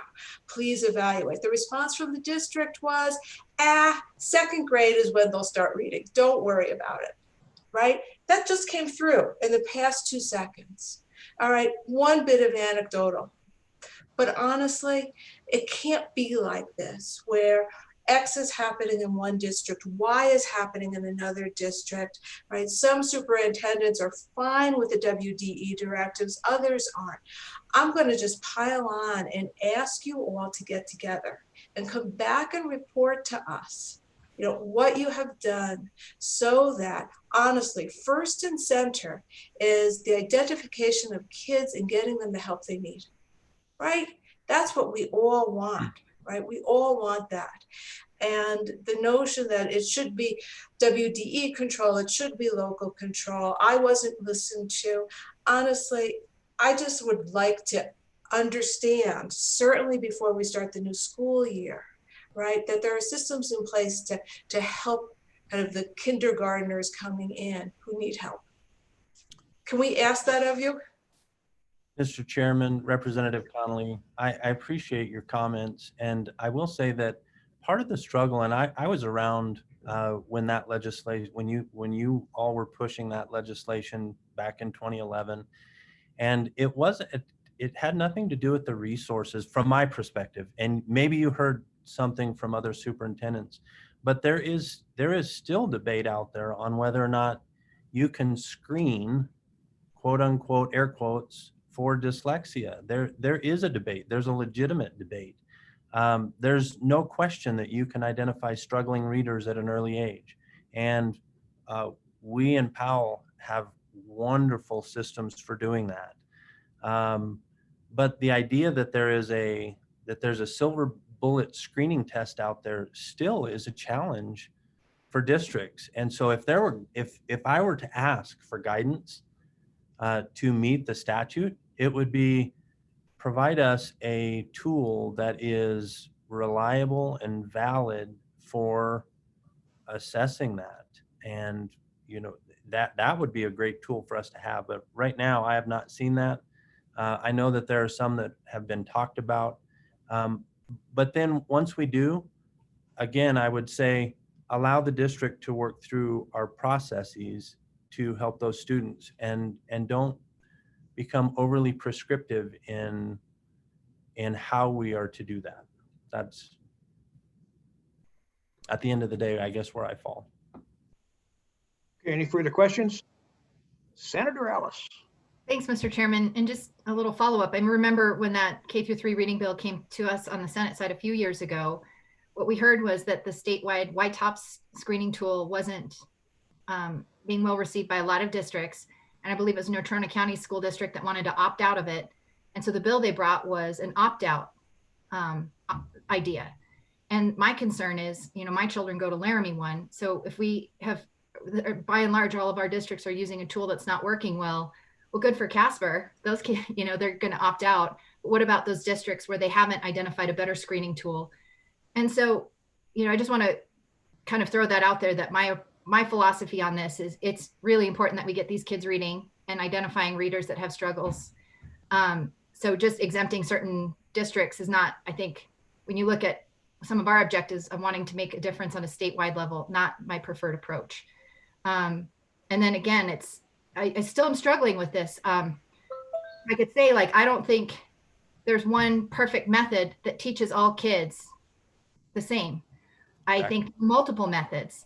What works for one kid will not work for another, and vice versa. I don't understand, again, the war of what's right, what's wrong, when in my view, having options to tailor teaching to kids' needs. And so I'm listening for it, and I just haven't heard it. So if you have a thought on that, like I said, I don't understand the war. And at the end of the day, you know, if we're fighting, kids are losing. And we need to get past this notion that there's some kind of literacy war. That I just don't understand it.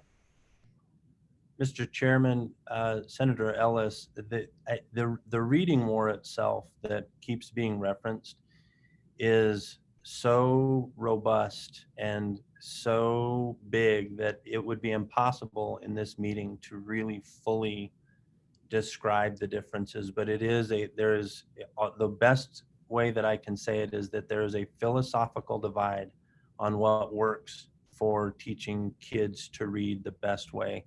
And that philosophical divide has research supporting both sides. At the end of the day, the best thing, what we can always hope for out of great research is that it's repeatable.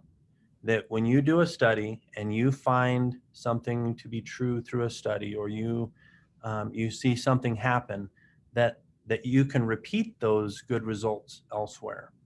And so when you have districts like Sheridan, too, like Powell, like others in the state who really are doing a pretty darn good job, and they are using they fall on one side of that philosophical divide, and the guidance that you're receiving is on the other side of the philosophical divide, it is difficult.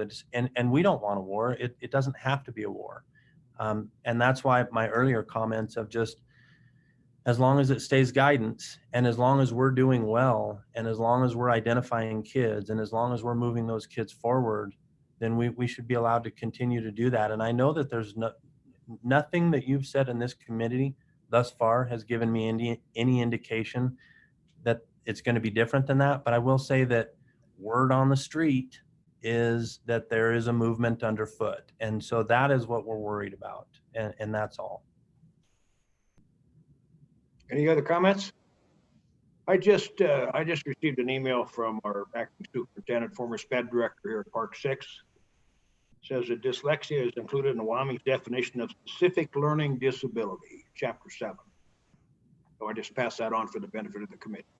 Any further discussion? Any further discussion? Okay, thank you very much, Jay. Thank you, Mr. Chairman. Mr. Oskey has chosen not to do public comment, and so my word, we're about 20 minutes behind. We're going to take a 10-minute break, come back in at 2:40. See you in a few minutes.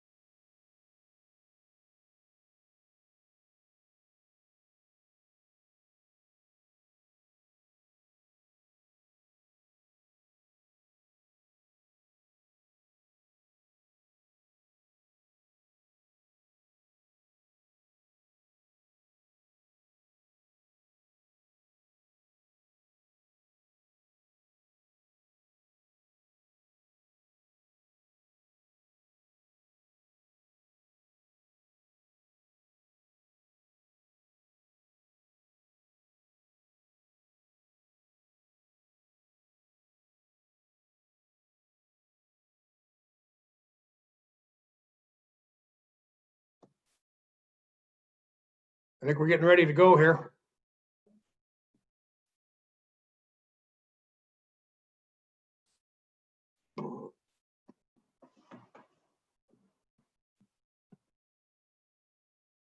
Everybody hear me? We hear you. Okay. So we've got a quorum. Yeah, we're in good shape. We're going to go to the UW governance first, and I'm going to let Matt Wilmarth introduce it before we go to Joseph Sandoval and Amanda Freund. Did I say that right? Close enough. Okay. Freund. All right. Matt, please proceed, and then we'll get into it. Mr. Chairman, members of the committee, this topic comes to you as a result of Section 337 of the 2020 budget bill, University of Wyoming governance study. And the LSO is authorized, or was authorized, to retain consultants to perform a study on this. There was no funding associated with that, so for the meantime, we have asked Amanda and Jonathan from our program evaluation section to provide a short report to introduce this topic. And so with that, Mr. Chairman, I'll turn it over to Amanda and Jonathan. And this item is under tab 4 of your notebooks. Whoever would like to start, feel free to go. All right. Good afternoon, Chairman Co-Chairman Northrop and committee. Thank you for having myself and my colleague Jonathan here to present. As Matt stated, we provided a short report to you on the higher education governance in your meeting materials. The report is going to provide an overview of public higher education governance in the 50 states, as well as an in-depth summary of the University of Wyoming's current governance structure. Jonathan will be discussing the different higher education governance structures throughout the United States first, and then I'll take over and discuss the UW governance structure. Okay, Jonathan, go ahead. Thank you, Mr. Chairman and members of the committee. And thank you, Amanda. I'm going to briefly go over the higher education governance structures section of this paper, which goes over governance structures generally and in the other 49 states, before I hand it back to Amanda to go over the University of Wyoming specifically. The first section is about governance institutions generally. According to research by the National Conference of State Legislatures and others, states structure their governance institutions in 3 general models of public higher education governance. The first type is a single statewide coordinating board. Second type is a system of 1 or more system boards. And the third type is individual institutional boards. Coordinating boards set statewide policy for all public higher education. However, they also allow for system and institutional boards to function beneath their umbrella of authority. Colorado, for example, has a coordinating board along with 3 system boards and 6 institutional boards. A system board is a state-level governing board that oversees public colleges or universities that are consolidated into one system or a multi-campus system. And finally, an institutional board governs a single public institution. For Wyoming, for example, the Wyoming Community College Commission is a system board, and the University of Wyoming Board of Trustees is an institutional board. Amanda will go over the specifics of that later on. Some states have a mix of institutions, often with ultimate statewide authority, typically residing in a system or coordinating board. The second section of this section is about governance, how governance institutions derive their authority. There are 3 ways for higher education governance boards to derive their legal authority. These 3 are by state constitution, state statute, or state charter. The majority derive their authority from statute. Research has found that typically state policymakers have greater influence when the governance authority resides in state statute rather than constitution or charter. The numbers provided in the paper reflect multiple authority sources in some states. That is why there's more than 50. The third section is about how board members are selected. There's the selection. Board members can have influence on many different areas of the system and are an important part of public higher education governance. Board members for coordinating and governing boards are usually selected by appointment or election. A 2010 survey showed that 77% were appointed by the governor, and a majority of those 77% required consent of the relevant state senate. The rest are typically appointed by legislators or professional associations. Some states have requirements, either political, demographic, or otherwise, for their board composition. And boards may also include ex officio members, students, and faculty. The last section is about the selection of state higher education executive officers.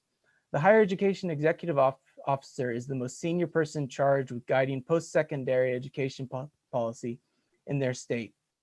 These officers are either directly hired by an agency head, typically the Department of Education, or appointed by a governor, coordinating system board, or coordinating board, system board, or institutional board. That's all for this section of the paper. I'm going to pass it off to Amanda now. Amanda, please proceed. All right. Thank you, Mr. Chairman. Thank you, Jonathan. I'll continue the presentation by outlining key takeaways on UW governance structure from the short report provided to you all.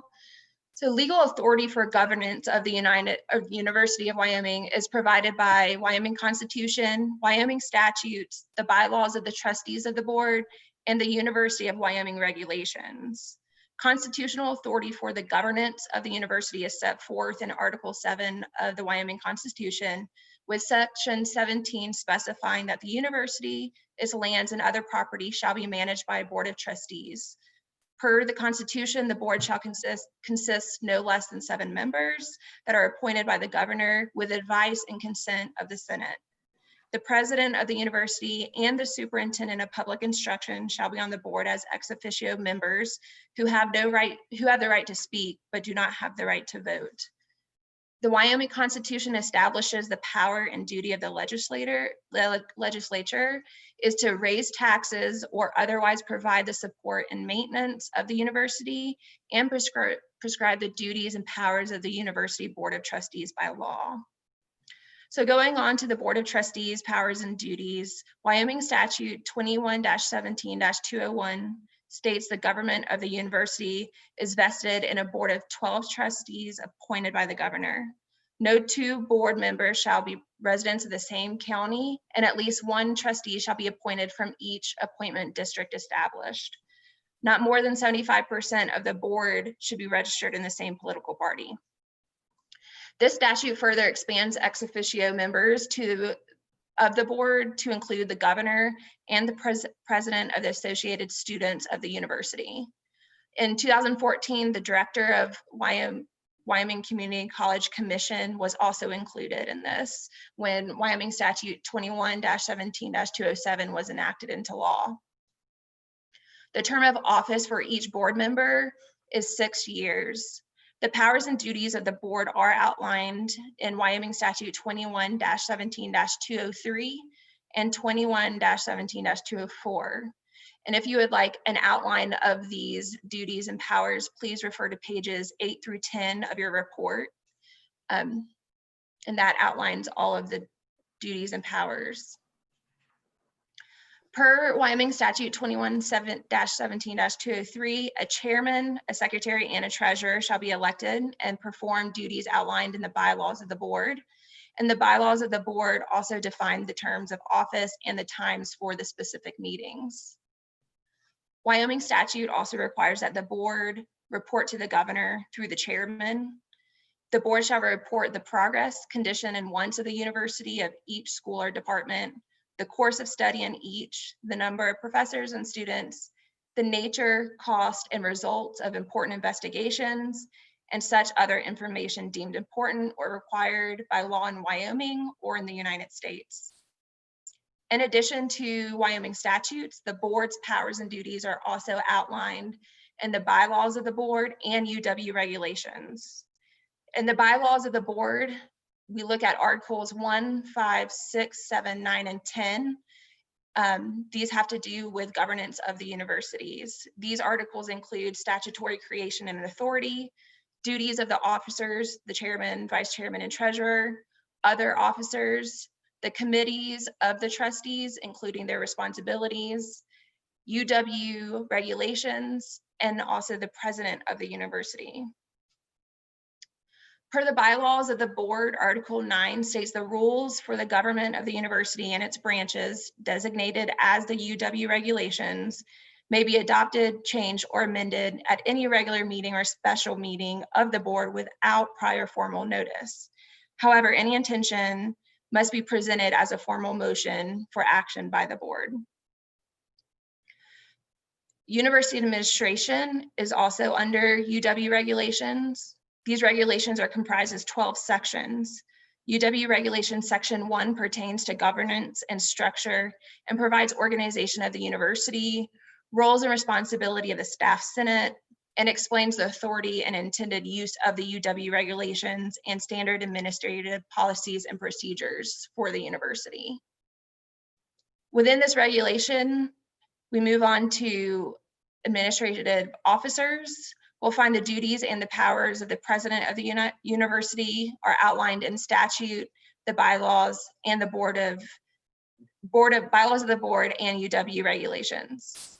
Per statute, Wyoming Statute 2117-104 states the president of the university shall be president of several faculties and the executive head of all the departments. Subject to the Board of Trustees, the president shall have authority to give general direction to the instruction and investigations of the several schools and departments.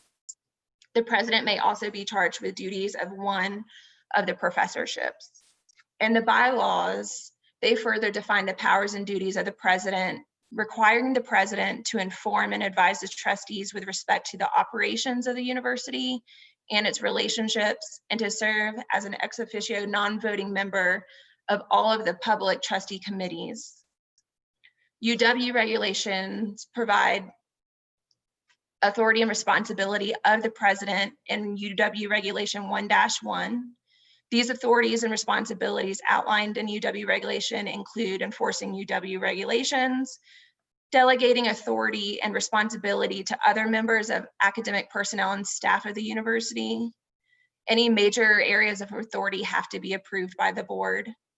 Establishing standing administrative committees, settling claims against the university up to $100,000, serving as an ordinary channel of communication between the trustees and the academic personnel, and between the trustees and all subordinate administrative officers and the staff of the university.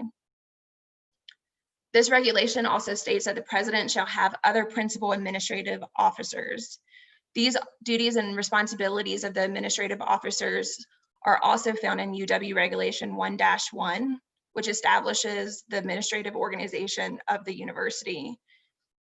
These officers include the provost and vice president for academic affairs, vice president for finance and administration, vice president for information technology, vice president for institutional advancement, vice president for research and economic development, vice president for student affairs, the director of intercollegiate athletics, and director of government relations. If you would like to look further at their responsibilities, these can be found on page 18 of the report. Moving on to faculty powers and duties, both Wyoming statute and UW regulation discuss faculty powers and duties.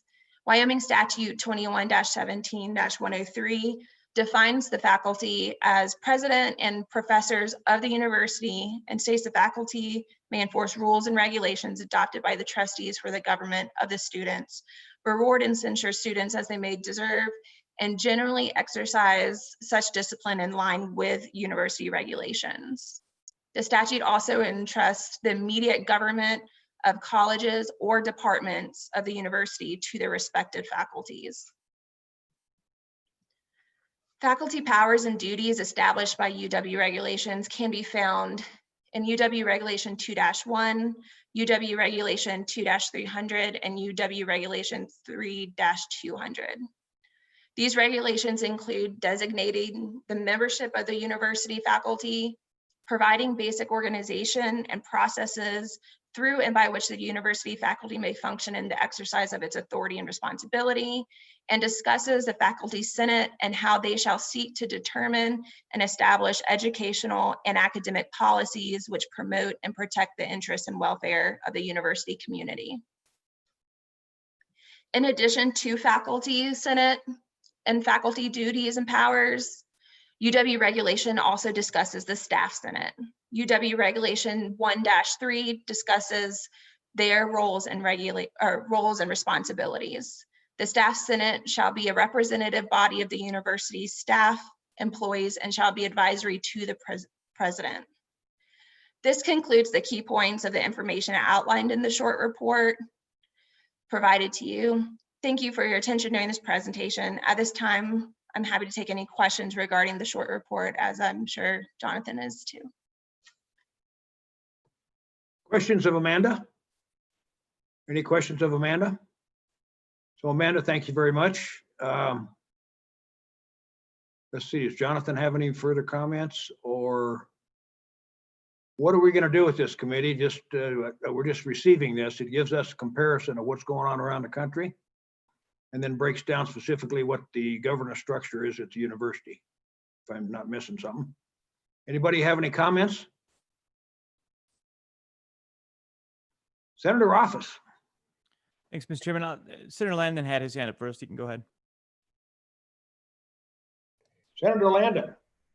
Mr. Chairman, thank you. I just want to thank Jonathan and Amanda for gathering this information for us. I actually found it very useful, and several reminders in there.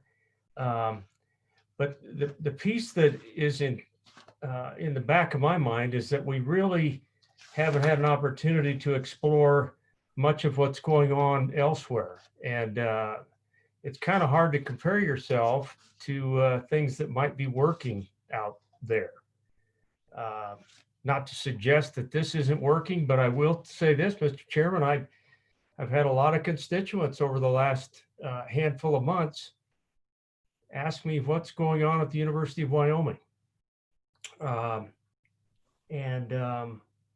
think we know that there were some whitecaps on the water last year. So that said, I guess I would be interested in anything more that we could find out, but really appreciate the information. Thank you. Thank you, Senator Landon. Senator Office. Thank you, Mr. Chairman. Yeah, and I appreciate this work also. I think the next step really is to see how it's being realized and implemented on the ground, what best practices are potentially out there. We see different models, and I'd be curious to know what advantages exist with different models, what are successful, and where the divisions of responsibility are best situated. But I think we've got more work ahead, but this is a great start for information purposes, and I'll stop there for now. I think there's probably other questions. Good information purposes. Let's go to Representative Connolly first, and then Representative Simpson. Representative Connolly. Thank you, Mr. Chairman. I too thank you for the original report. This kind of follows up on Senator Landon's kind of question regarding comparisons with other places, et cetera. And I just like to suggest as a follow-up, as we continue looking at this topic, that the university, like every university, has to be accredited. And it just went through an accreditation, I think it's every 10 years, from the Higher Learning Commission. And one of the elements in that report is on governance. And honestly, the HLC had a couple of things to say about the university's governance and governance model, and perhaps some areas where there could be some improvement. So perhaps taking a look at that HLC document and their recommendations could be of value to the committee as well. Thank you, Representative Connolly. Representative Simpson. Thank you, Mr. Chairman. I'm a little bit out of touch. I know we selected a new university president, but what is the start date for that new president? Senator Office can answer that. July 1st. July 1st. Further discussion on the governance report. Senator Office. Thank you, Mr. Chairman. Stacking on to what Representative Connolly said, realistically, I think there are a number of other resources that we can start drawing upon to get more information. I believe there was a University of Wyoming campus climate report, which kind of looked at some governance. There is a University of Wyoming shared governance working group that I believe has been doing quite a bit of work trying to struggle with some of these very same problems. And then I think there was potentially some independent consultant evaluations that were done in addition to the accreditation reviews of leadership and the administration over the past few years. So I think a good next step might be to try and inquire about any reports that have been done, the work that's already been laid over the last few years as we start tackling this problem over the next couple of years. This is basically a 2-year topic for us to take a look at. So we're not in a hurry, but I think the first step is to continue that information gathering process where we're at right now. And I'd ask staff to start trying to pull more resources in from the university that might already be available, reports that already exist for us to consider. Thank you, Senator Rothfuss. Any further discussion? Seeing Representative Brown. Thank you, Mr. Chairman. I'll be pretty brief here. I really appreciate this information. This is far more than I have ever known about the way that our university operates, and gives me far much more education than what I had previously had. I think it was Senator Landon who had said that it would be nice to stack this up against the way other universities and/or other areas operate with this information. Specifically, the importance of, I think the key word is transparency. And what do other universities, what other land-grant universities across the country do for transparency and making sure that meetings are open, stuff like that, that we may not see in this, that we have a certain set, because I agree, Senator Landon, I've had a lot of constituents in my district that have been asking what in the world is going on over there. And it really boils down to, I don't even know. And I think the only people that know are the trustees that are sitting in that room. And unfortunately, it's been pretty tough, and hence this being in the budget bill. So I think it would be really, really helpful for not only this committee, but the legislature as a whole. You had a 2/3 of each body to adopt this budget, this amendment, and felt that this was a good idea to make sure that we're taking a better look at our university and making sure that we understand exactly what's happening. So thank you, Amanda and Jonathan. Very, very well done. I appreciate that. And then if, Mr. Chairman, it's your prerogative, I'd like to see what we can do about maybe pushing forward for some additional information from other locations as well. Thank you, Representative Brown. And I might say that up here, even as far away as we are, we've had a lot of input up here in bear country. If you want to come up and see bears, come on up. We got plenty of them. Right, Representative Northrop?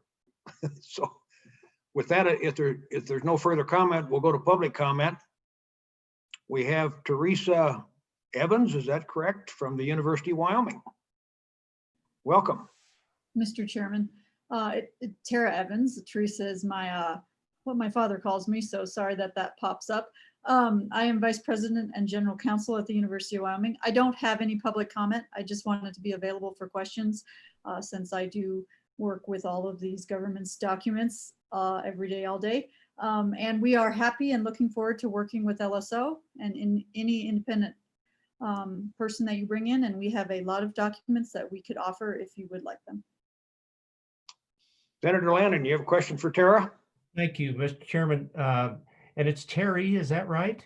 At any rate, thank you, Ms. Evans. I appreciate you being here. I did, as I read this document, have a question. I actually didn't realize that the board's purview went as far down as it did with respect to the hiring of several individuals over there at the University of Wyoming. And I'm curious if you can tell us how that takes place. For example, not to pick on Mr. Berman, but if they were going to hire an athletic director, is that something that comes up through the regular human resource process until it gets to a certain stage and then it goes to this board, to the UW board, or are they in on the ground floor of sorting through resumes? How does that work for those many individuals like that? Mr. Chairman. Tara, go ahead. Great question. And if I could give you a 30-second update, in 2008, we had 12 trustee regulations and 100 university regulations. The trustee regulations were governed by the board. The university regulations were governed by the president. In 2008, before my time, those got combined into one set of UW regulations. The interesting thing about that is that we went from 12 to 100 that were governed by the trustees. The reason for it was good. There was inconsistency and overlap, but unfortunately what didn't happen at the time was a substance review. So we got this sort of broad range of regulations. I will get to your question. And so in 2016, what we did is the president at the time and I proposed to the Board of Trustees that we start to go through our regulations and streamline them and clean them up. We have been doing that. We have 100 regulations. I have gone through, I don't know, 80 of them so far, and we have vastly improved our governance structure, our regulations, our streamlining of how the university works. This includes business processes. One of those processes is hiring. And so prior to maybe a couple years ago, the board actually hired every single faculty member. They hired every single administrator. And we went through, we did a lot of research on this, and the Board of Trustees voted to say, no, that doesn't make any sense anymore. The president hires the faculty, the provost hires the faculty, and the trustees really only have input on the top level of administration. So that being the vice presidents and the deans. An athletic director is considered a vice president, so he falls within that. But no, they do not look at resumes, nothing like that. This goes through the normal HR process. We have committees that look at this. We post publicly, we do searches, and then we bring the top candidates to the board. And we say, we would like to hire X at this amount of range. Can we have authority to go negotiate with that person? Sometimes they have questions, sometimes they do not, and we go forward that way.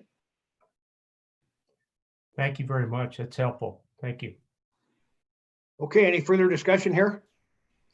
Senator Ellis. Thank you, Mr. Chairman. If we could just get an update on where the litigation is. I had my finger on it for a while and now I don't. Update on litigation. Would Mr. like to tackle Chairman, that. Carol, go ahead. Senator Ellis, let me clarify the public records litigation.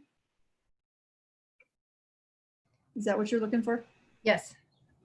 I just had to clarify, as the university, as you may well know, is in many different types of litigation at any point of time. So on the public records litigation, the district court ordered production of certain records back in January, redacting out witness names and other third-party names, but not redacting out the president or the Board of Trustees. The Board of Trustees did not appeal that decision, and so we produced the documents that was required by the court. No one else appealed it as well, and so that decision is done. Okay, thank you, Tara. Any other questions of Tara? Okay, Tara, thank you very much. I don't think we have anybody else who wants to speak on this issue, do we? Okay, I might say to Jonathan and Amanda, thank you very much. We'll go to our next agenda item. And our last agenda item, and it's amazing, when you're a good chairman, you can really get back on schedule. Mr. Chairman, just to wrap up the University of Wyoming governance study, we'll work with our staff here in LSO. We'll also potentially look to reach out to perhaps Education Commission of the States or NCSL to see what support they can offer on these comparisons. In the past, we've had them present some information on comparison of these types of data to committees. So we'll come back at the September meeting to do that, and we'll certainly work with the university to receive any reports that they can offer in assisting in that review. So thank you. Thank you, Matt. Okay, committee will go to the 2020 budget session legislative review with Josh Anderson. 2020 House Bill 159, monthly payments of ad valorem. And I know we have one public comment person. So Josh, please proceed. Sure thing, Mr. Chairman. Josh Anderson, LSO. Just one quick bit of housekeeping first. This is item 5 in your notebook. If you printed it off online, we had a strange version out there which had the wrong subject on there. I don't know how it got out there, but anyway, if there's any confusion, it should be the one that says 2020 legislation review under the subject line. So this was just a item that came up to us regarding 2020 House Bill 159. That's the bill that changed ad valorem taxes of mineral production to monthly payments. And during the initial transition period, which is in section 3 of the bill, dates of those payments are changed. And so currently payments are paid November 10th and May 10th. That changes these payments to various dates, but for the first few years, the final payment actually changes to June 10th instead of May 10th. And so this causes some cash flow issues within the school foundation program accounts. You'll see in this memo, we had 2 suggested changes to address this issue. The first is in 21-13-207. Currently, on the second Monday of every month, the monies in the county school fund are transferred to the applicable school district. This would add and not later than June 20th of each year to collect that payment that would come in on June 10th in the case that came in after the second Monday. And then another change to 21-13-102 B1 and 2. These are the recapture payment dates, and those are currently due on June 15th. So again, the suggestion would be to move that date back to June 25th to give time for that final payment to make its way into the coffers and avoid that cash flow issue. And with that, I stand for any questions, Mr. Chairman. Well, Josh, these are some changes that that you came across and you think that we need to address, and we can do that, I would guess, in the form of a bill, or at least have a motion maybe from the committee to draft this bill to be considered at our September meeting. That would be my suggestion. And Chairman Northrop, you agree with that?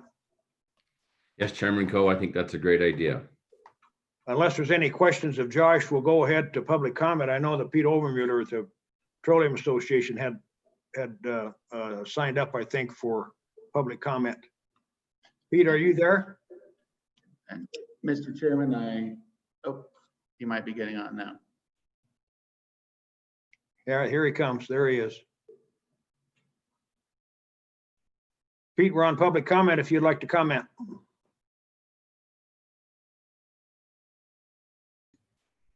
Okay, go ahead. I see you now.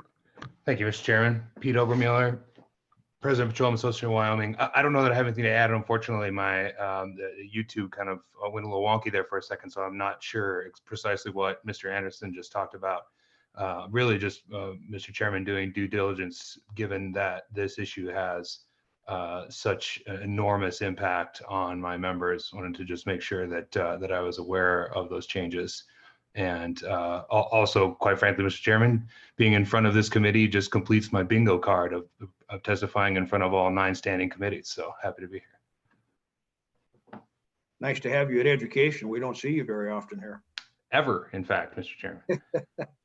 I was actually confused, Mr. Chairman. I checked the agenda to make sure that I was at the right meeting.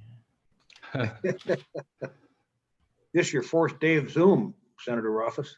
I'm just confused now. That's right. Okay, thank you, Pete. Unless there's any questions of Pete. Committee, I think that the chair would accept a motion to have this legislation drafted up to be considered at our September meeting. to change these dates accordingly that Josh brought to you. So moved. Move. Second. So who moved?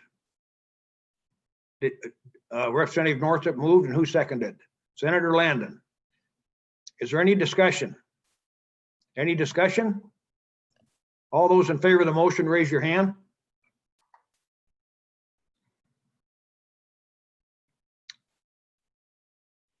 Appears unanimous except for Representative Brown. All those opposed? All those that really don't care? Mr. Chairman, I wasn't in the room. I apologize. Okay, that motion's passed. Staff, if you'll draft up that bill for our consideration at the September meeting, and any further discussion on this particular item from the committee? Seeing none, Matt or Josh, is there any closing comments before we adjourn for the day? Mr. Chairman, I don't have any unless the committee wants to provide any direction from additional topics from this morning. We spent some substantial time on the K-12 education program. We can take those tomorrow as well. I wrote down quite a few questions that the committee had, but if there's any additional direction that the committee wants to see in September on the K-12 education program or the K-3 reading or the work-based learning programs, we'll just work with you and Co-Chairman Northup on setting up some reports for that meeting. Any comments from the committee on what we took up this morning? Representative Simpson. Mr. Chairman, Superintendent Balo really kind of threw a very, very big question in front of us in light of the K through 12 literally learning, well, and I would include the universities and colleges too, learning how to expand their capabilities of how we present education and how we educate. That struck me as being true, that times are changing, and I think that as a committee, we ought to investigate or at least open that door to revising the statutes and that includes the grant, how it's quantified by the student numbers, getting away from the brick and mortar concepts and enter a new age and seeing what we're going to do differently with the future way of teaching. Senator Landon. Mr. Chairman, I really like those comments by the good representative. I found myself throughout the morning thinking, thank goodness I don't have to describe how we go about making changes in our basket of goods to any of my constituents out there in the neighborhood. It is big, it is complicated, it's cumbersome, and it's time consuming. And I kept wondering if there might not be some good, tagging on to what Representative Simpson just pointed out. Maybe not only that, taking a look at what we may need to do statutorily to allow some flexibility or change. But what about changing some of these processes that take so long and are so labor intensive? I kept getting told this morning, we all did, that it's necessary to involve everybody and take a lot of time. But just some random thoughts, Mr. Chairman. Thank you. Representative Freeman first, then I'll go to Representative Flitner. And I applaud what the representative said. As you know, I spent most of my educational career in alternative education, and one of the big problems that we always had was seat time. Oftentimes, we would have a kid come in and he took Algebra 1 twice. And because of family situations or self-destruction or whatever, he took most of the class twice and had to take it over again, and he had good retention. But we were handicapped by coming up with means to show that he was competent, that he retained all of that. that information. What I specialized when I was in the classroom is this is going to sound terribly wrong, and don't take it wrong, is my favorite students were pregnant females who were in the second or third trimester because they couldn't sleep. And they wanted to learn, and they wanted to start parenthood with a high school diploma and a desire to show that education was important. And the amount of work that they could do and the way that they did it was so valuable and so comprehensive. But the way that the funding model is set up, it's set up on seat time. And, you know, competency is something that gets educators all excited because they don't think that there's competency unless there's a lot of repetitiveness to it, for lack of a better way of saying it. But I think that one of the ways that we can break the log jam is it comes down to financing. You know, what do we pay school districts to do? Because they really don't want kids to accelerate through high school. That's what I know. Because then what happens is they have trouble with class sizes. They have trouble with, you know, coming up with staffing recommendations. Do we need one math teacher or do we need 2 math teachers? And so I offer that as kind of a place to start is, you know, when we go through recalibration, is there other ways that we can encourage, for lack of a better word, of innovation to help students learn? Representative Flintner. Mr. Chairman, thank you. And I just wanted to thank Representative Simpson for his comments, everybody as well. But I also wanted to note that it's very clear that Senator Rothfuss is way more bona fide than the rest of us because of his very serious microphone. That tells us you spent way too much time in Zoom meetings. Well, I just like to say that with Senator Rothfuss, I've been with him on most of them, and he normally uses that microphone more than he's been using it today, I might add. But anyway, that is a pretty sophisticated microphone. Mr. Chairman, I looked at the agenda. It's like 9 pages long. I figured if I talked, you know, we wouldn't get any food today. So trying to speed it up. Thank you for the good comments on the microphone. I appreciate it, Representative. Any further discussion? Representative Obermuller. Thank you, Mr. Chairman.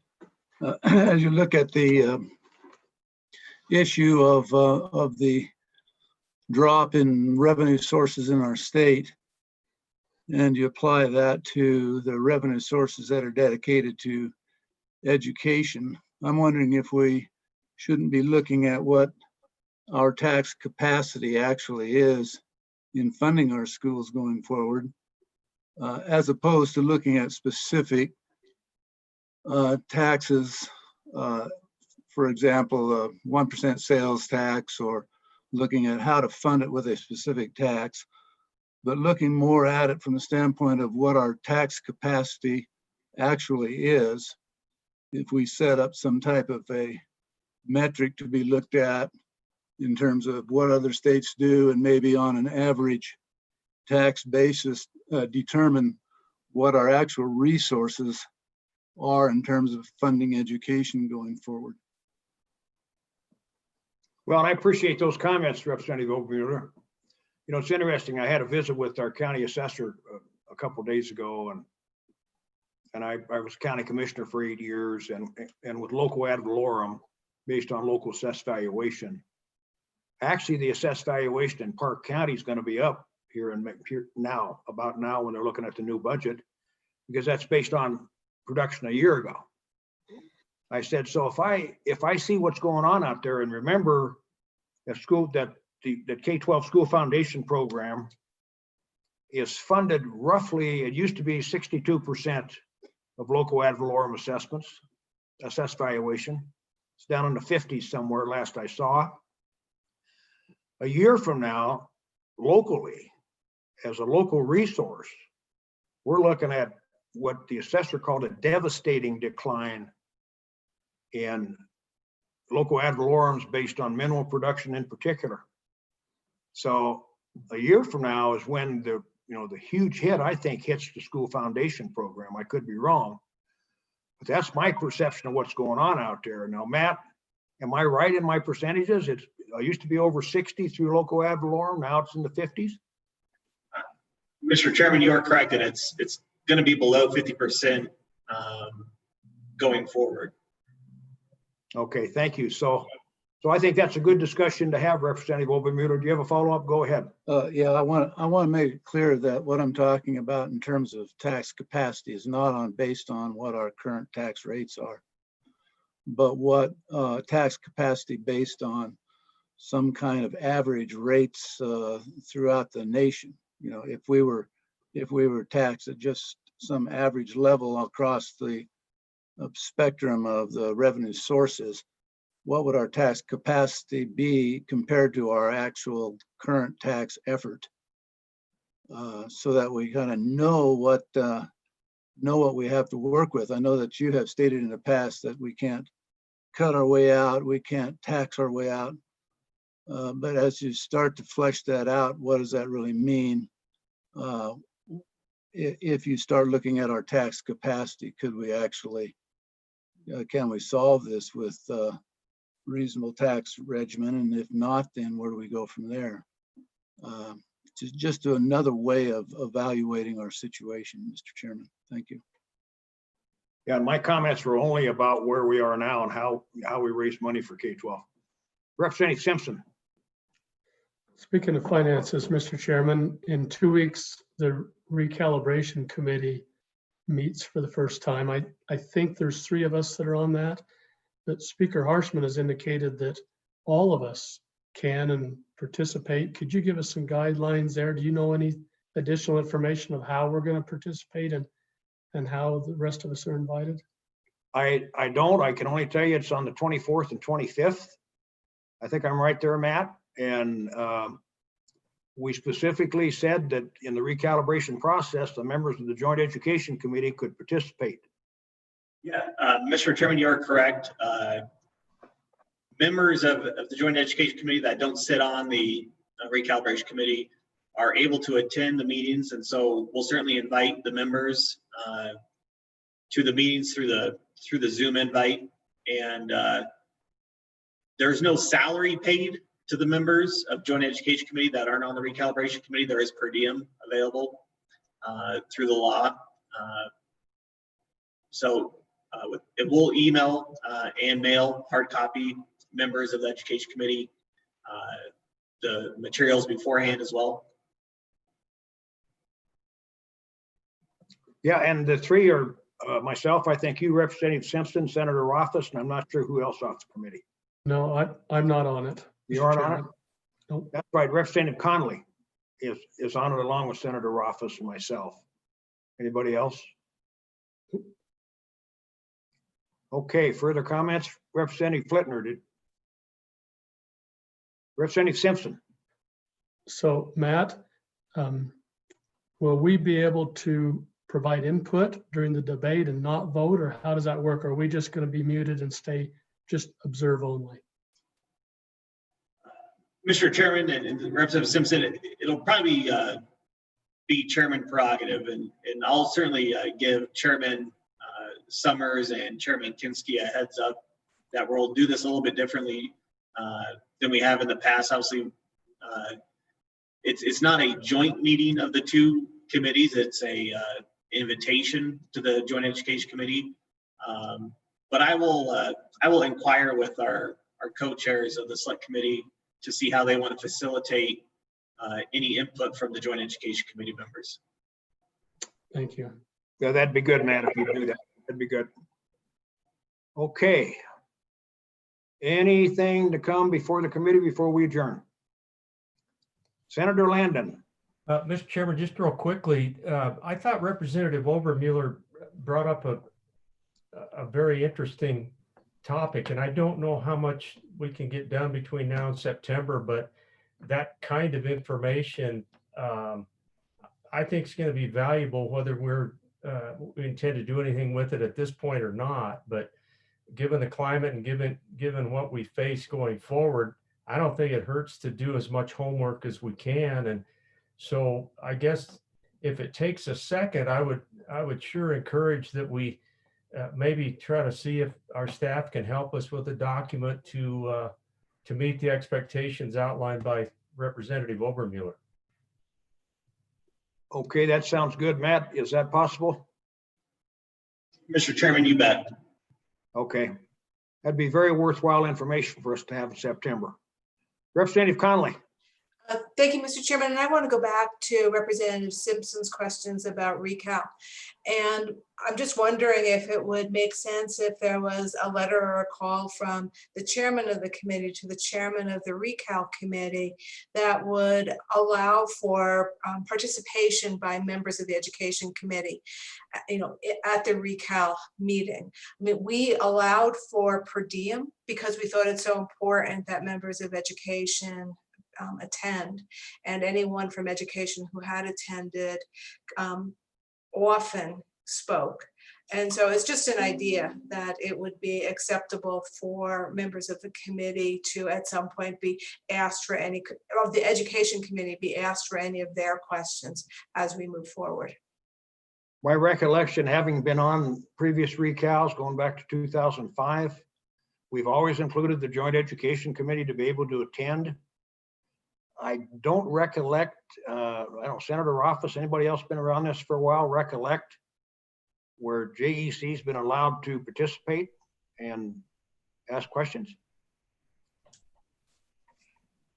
You, Representative Connolly? Yeah, Mr. Chair, as members of the public, they certainly could and did, not as members of the committee.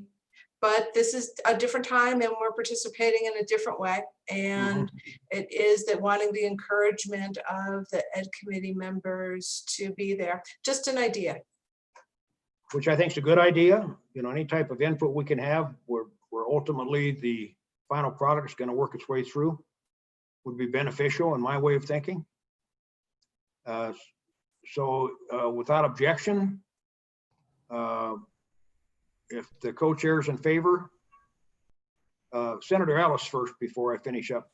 Oh, sure. Thank you, Mr. Chairman. Just to work off of Representative Obermuller's thought and comment, I know there's been exhaustive analysis done on what reliable sources of funding generally are for education across the country. I think it usually falls on property tax.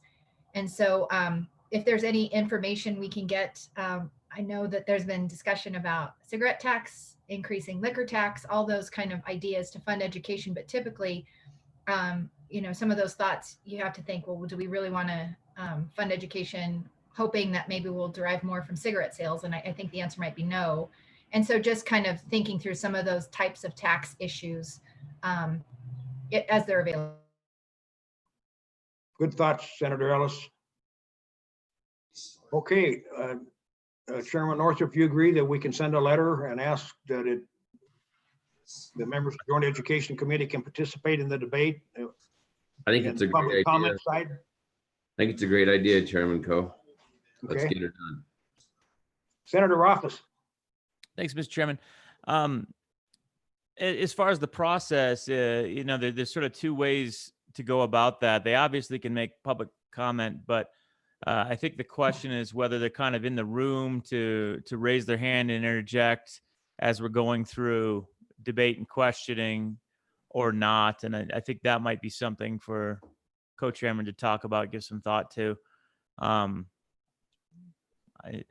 think that might be handy. I don't know exactly how you go about doing it without having a tremendous number of people, but it might work.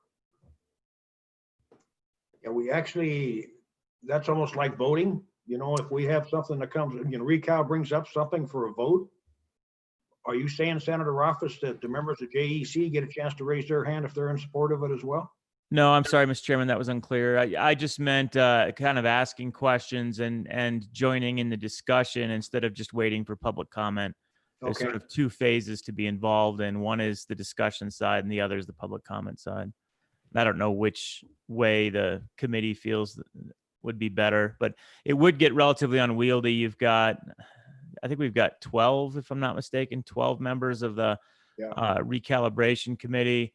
There's not a tremendous amount of overlap, so you could get to the point where you had 20 people. That might be too many. I don't know.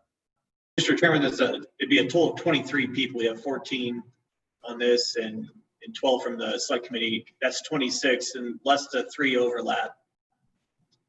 Yep, so it'd be 23. Correct, Matt? It'd be 23 total because of the overlap. Correct. Okay, well, we'll go ahead and draft a letter and send it and see what kind of reception we get. If that's okay with everybody. Mr. Chairman, I believe Representative Freeman was trying to get your Oh, attention. Representative Freeman. With that blue background and all that blue hair you have, I can't hardly see you there. He needs to unmute.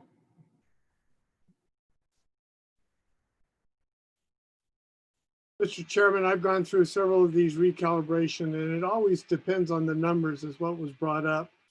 When there was only me and one other person that showed up to the recalibration that was from education, oftentimes we were invited to the table. But if there was a mass of people that showed up, then the numbers kind of dictated that they really didn't want us there.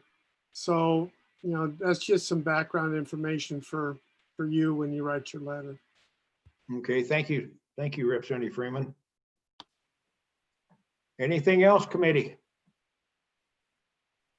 Okay, committee, we will meet, we'll adjourn for the day and in a timely manner, I might add, which would be nice to do the same thing tomorrow, being Friday. With that, we're adjourned and we'll reconvene at 8:30 tomorrow morning, and tomorrow will be chaired by Co-Chair Northrup. Thank you all. See you, everybody.